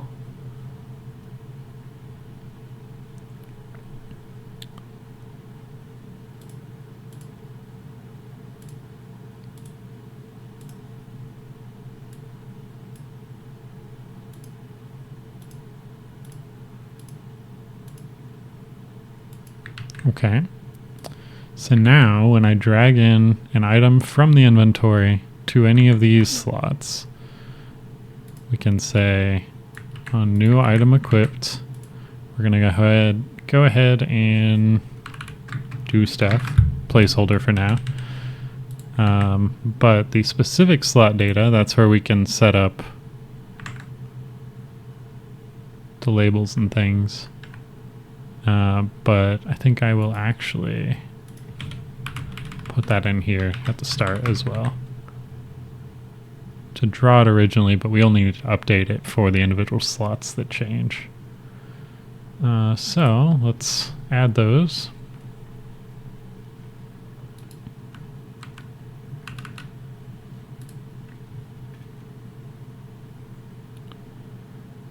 And we want to say, how do we want to organize this?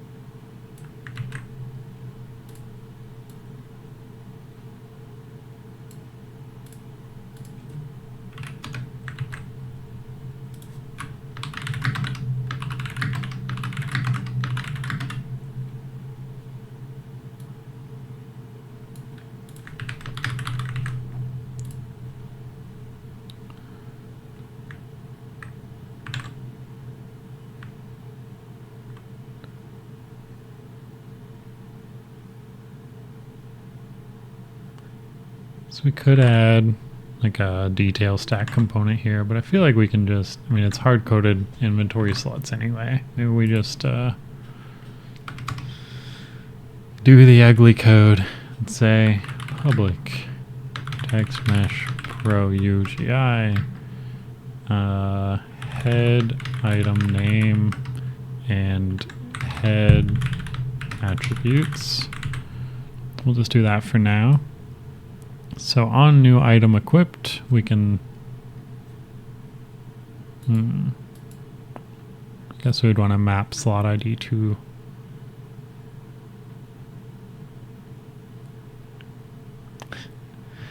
we could get fancy here and say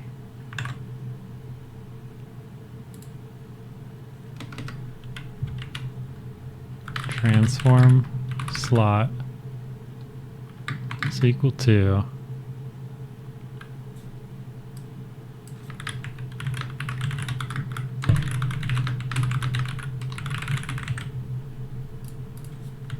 vertical slot container dot transform dot get child of the slot ID. So it's going to give us 0, 1, 2, 3, 4, 5, and then we can find our two fields that we're updating here.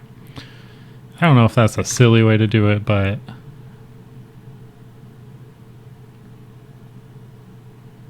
I think writing out 20 repetitive lines of each of these is also pretty silly. So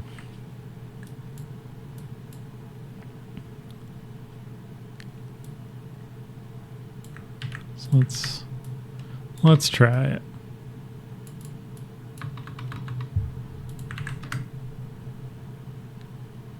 So all we're gonna do now is say slot dot find item name or detail stack item name, sure, and we don't need stack size, so that'll do that. We need the attributes though, so slot dot find blah blah blah dot attributes dot text is equal to newly equipped item dot attributes dot keys dot join with a new line. Well, that's not exactly what we want. That's fine though. We want to show key colon value, so we'll just format it. Build it the slow way.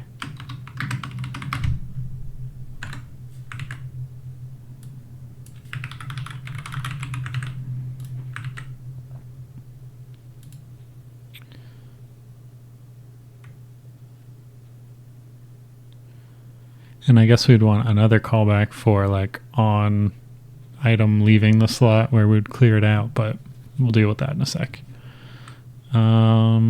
Okay, redraw specific slot data. That'll handle these guys. So let's add detail stacks to everybody else.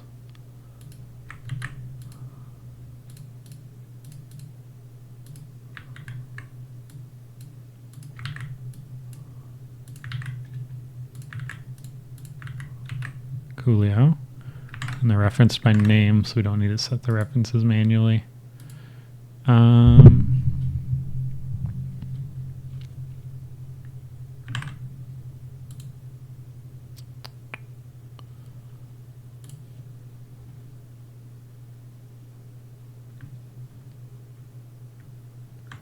And, you know, we can go ahead and try our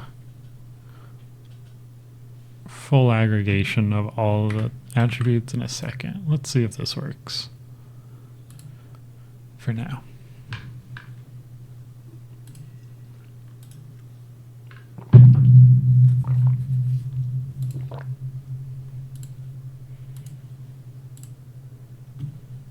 Right, got to clear that out. That's fine.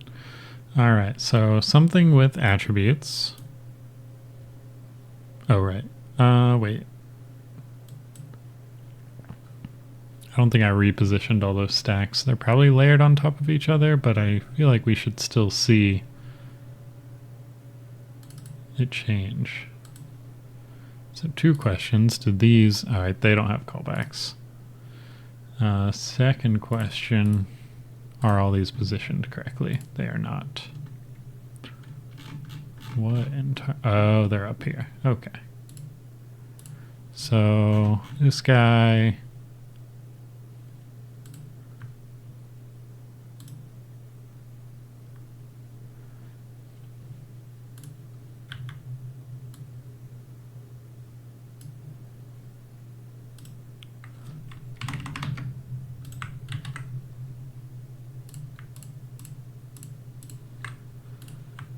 We will anchor them all to the left of their slot and then set them 600.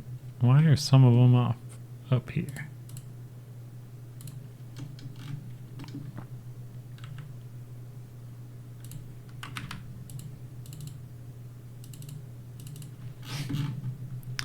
Some weird stuff afoot. What are you guys doing?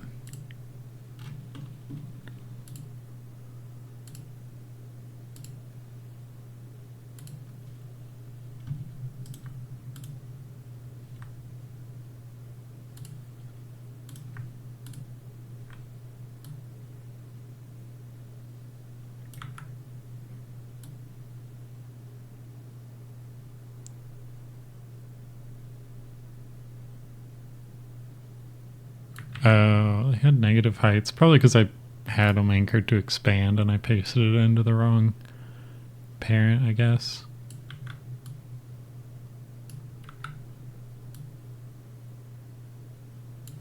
So what's this guy's height? 172.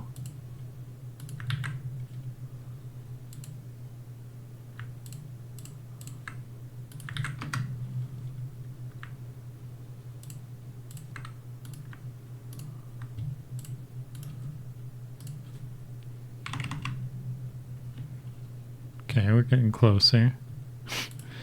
Why are you different than you? Because your width is different. Okay. Take 830 widths.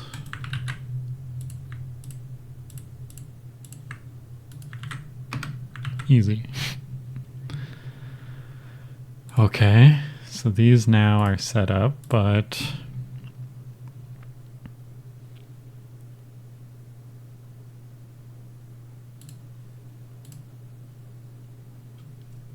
So let's take, can we just copy? No, that's fine.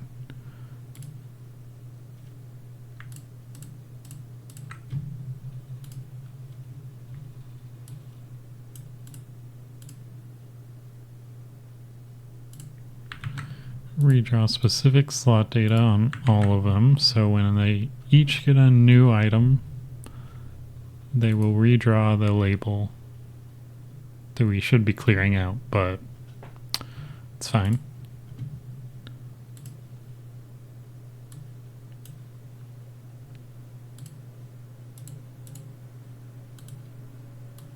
Oh, I never actually invoke the callback. That's...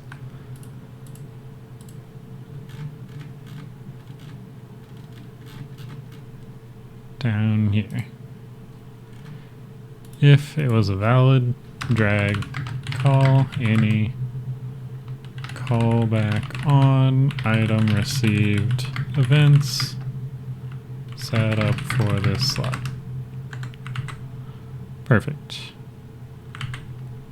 Now they'll actually call. And you know what? We're gonna also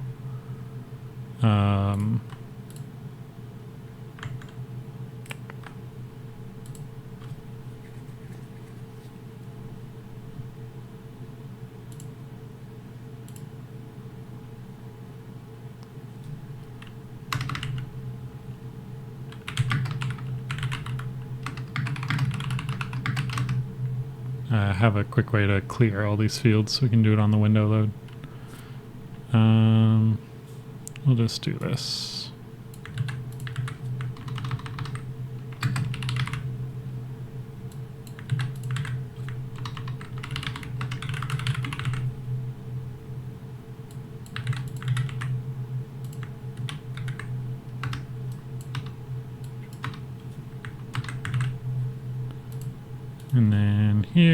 here. Redraw all slot data.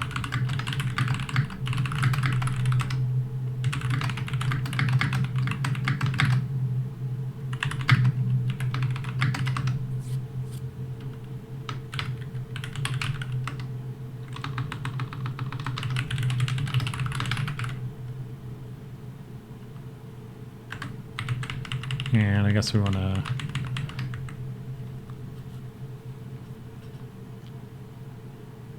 feel like this code is very poorly routed around.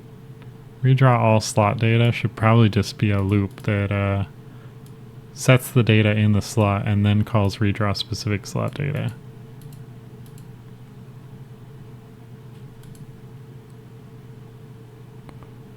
But we will come back and clean it up later. We'll just clear it first and then set it as we are doing. So I would love to see those labels work now.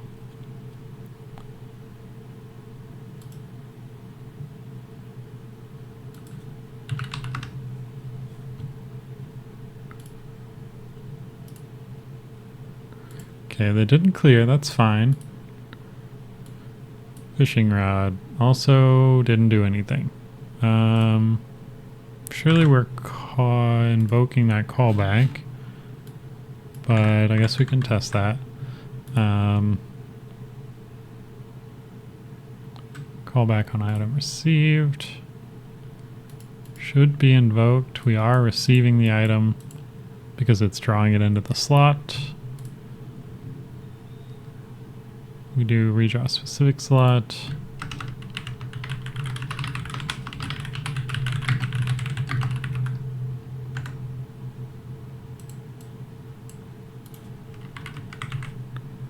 Let's make that a log error, just because I need to clean up the console a bit.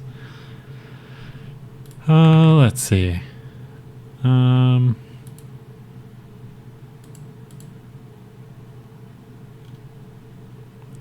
You know what? This isn't running. Therefore, this slot's not being found. I bet we didn't set vertical slot containers reference.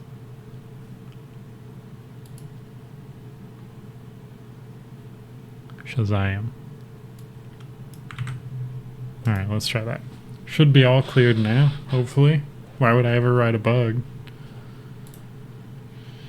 Okay, it's not, but that's fine. Everything's fine. Did we didn't invoke the callback. Okay.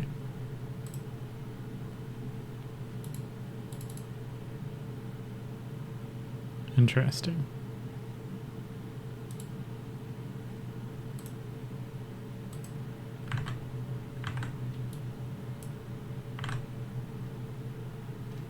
We are trying to invoke it.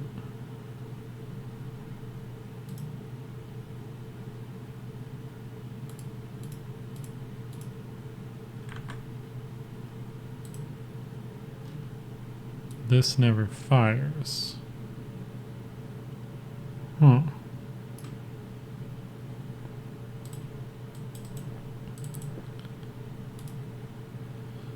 It's set on all the slots.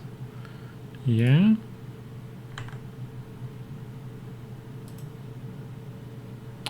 Well, one thing of issue is we are sending the stack instead of the inventory slot ID. But we don't actually do...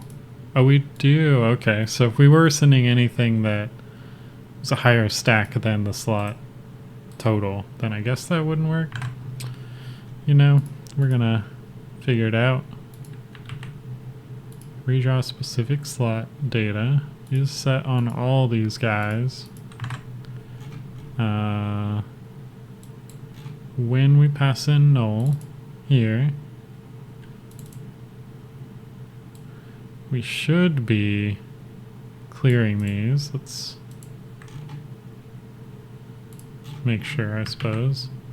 since maybe the slot detail stack item name, maybe that's incorrect.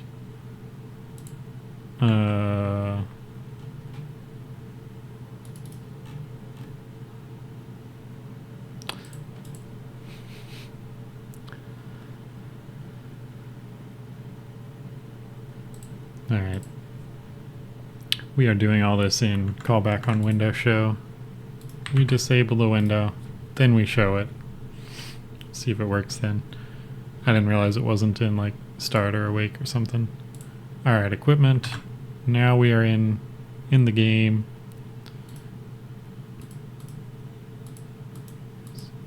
Okay. Everything is cleared, cool. We're getting everything that we expect now. Fishing rod on our head. We are invoking that correctly. Continue. It did not at least break into here. So let's... We're getting closer. We have it clearing.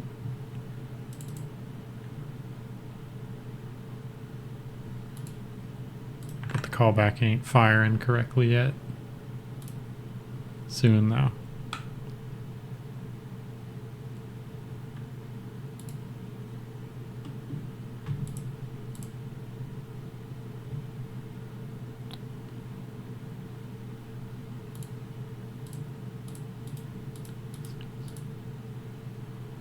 Okay, empty equipment screen.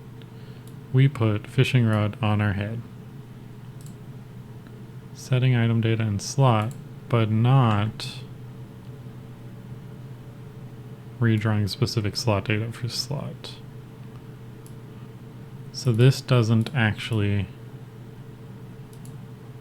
trigger.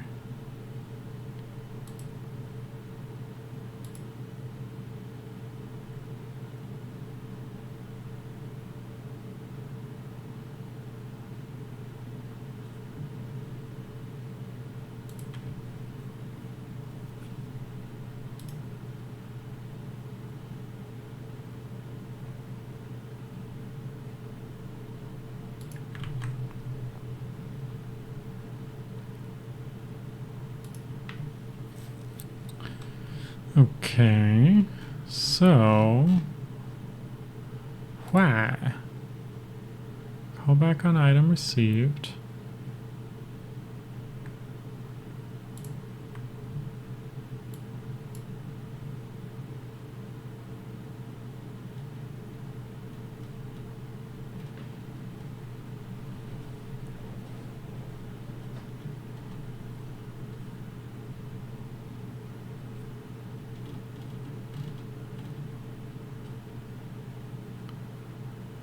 So I'm extending from event, which is what a button's on click is. So calling invoke on that should trigger all of that button's on click events in the same way calling invoke on this should trigger all of these on click events, or all these events.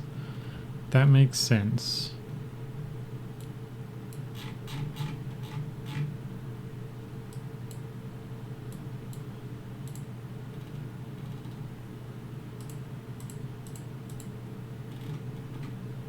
Okay. So I just want to break point here, I think, and see if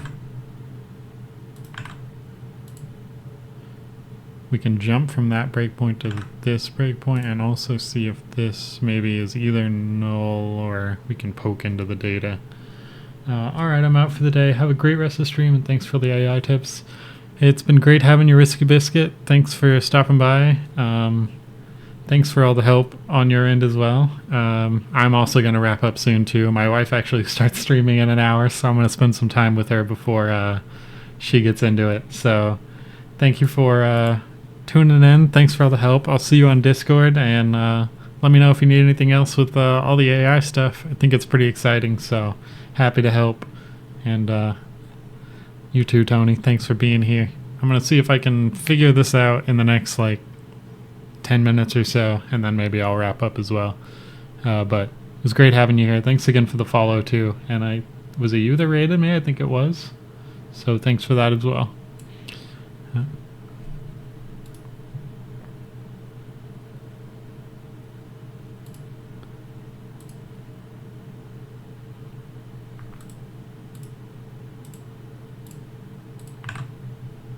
Okay, so here's where we're clearing our slots 6 times. Correct. And then when we drag in an item, callback on item received is inventory slot manager item received callback type. Okay.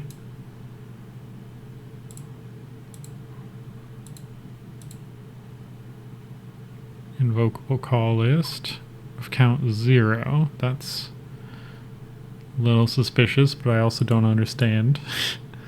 But the invoke array also being null makes me think that there is nothing set up here. I wonder, are there other objects? No.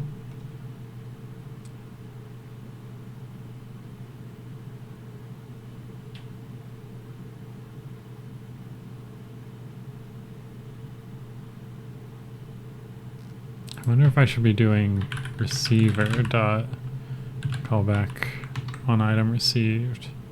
No, that's not right. Receiver is an I can hold item, which it would make sense to put that callback onto it, or at least the type onto it.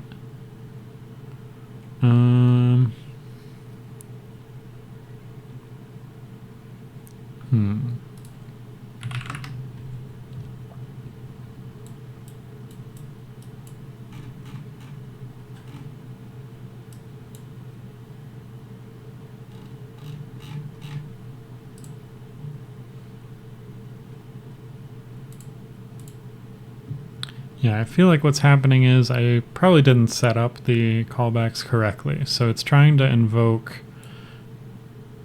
the callbacks, but they aren't properly stored where I expect them to. So we're breakpointed here, which should trigger this. So if I press continue, hopefully we get thrown over to the other breakpoint, but we don't. So it's not actually calling it correctly. Wait a second.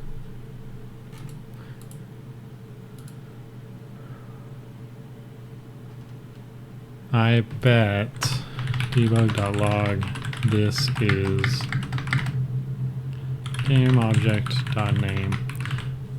I bet this is all happening from the item slot we're dragging from.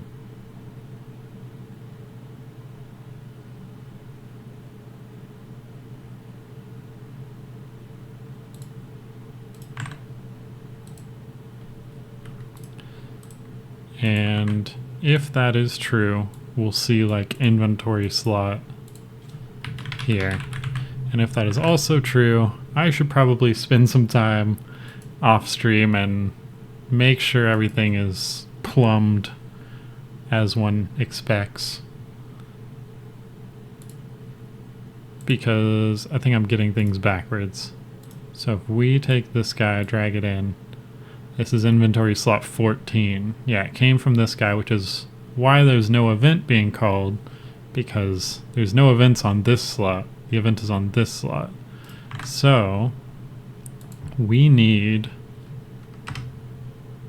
the receiver to invoke theirs.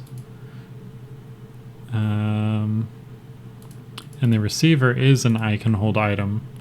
So we probably want to,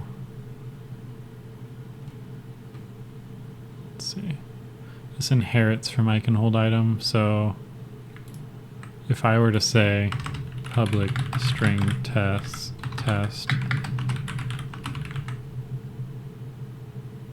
oh right, it's an interface, so I just want to make sure that we can define it in I can hold item and still have access to it in the editor. So let's just try real fast. If we take these guys,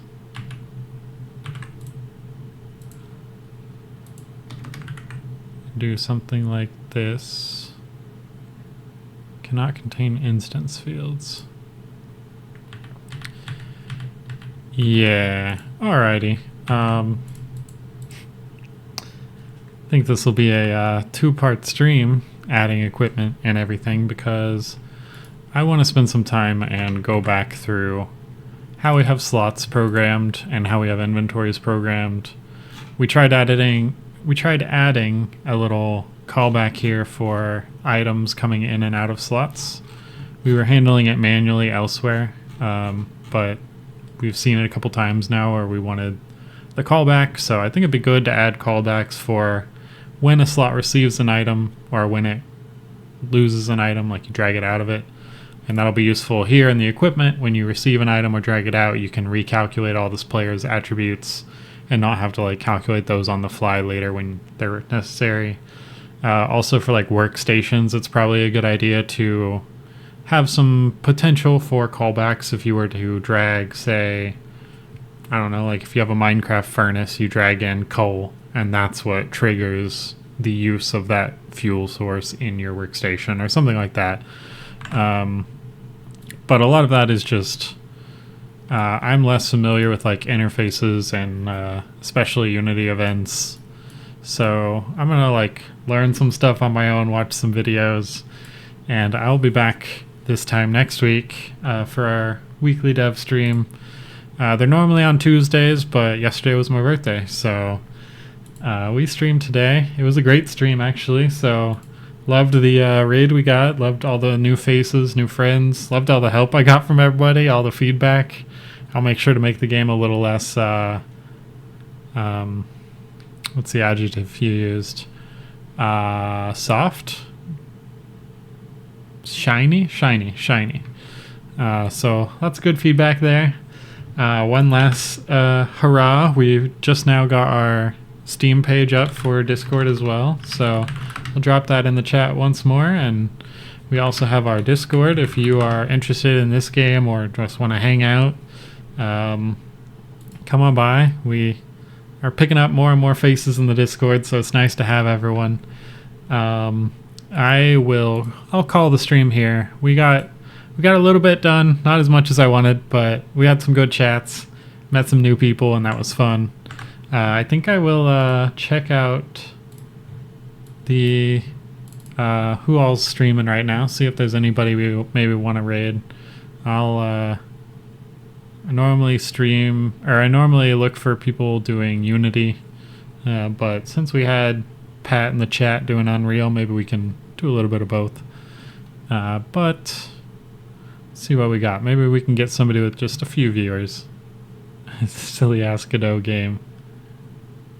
Let's see what's going on here. This looks silly.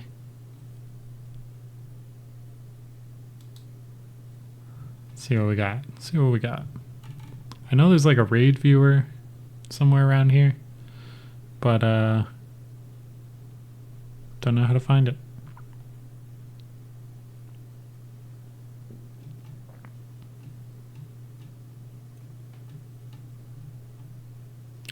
But yeah, thanks everyone for joining me. It was a pretty long stream today, but I was having fun, so I enjoy it.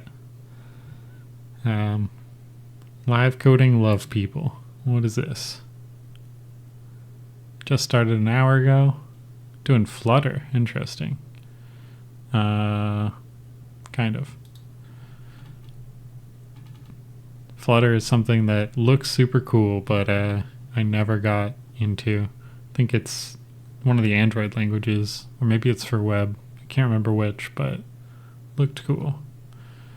There's not really a lot of low viewer channels. Making a Factorio-like game. Alright, I'm sold. Minus the ad. We'll see.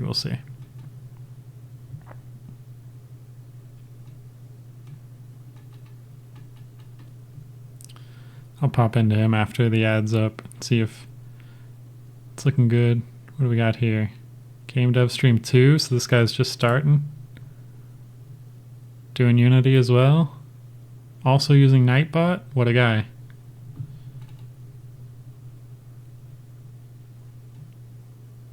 Oh, and he's got some auto captions. It's kind of cool. All right. We will go ahead and raid him if it's not too late. I see people dropping out, but that's all good. SJH does games. Thanks for tuning in, guys. He's using Godot. Let's check him out. Enjoy. Peace. See you next week. See you on Discord. See ya.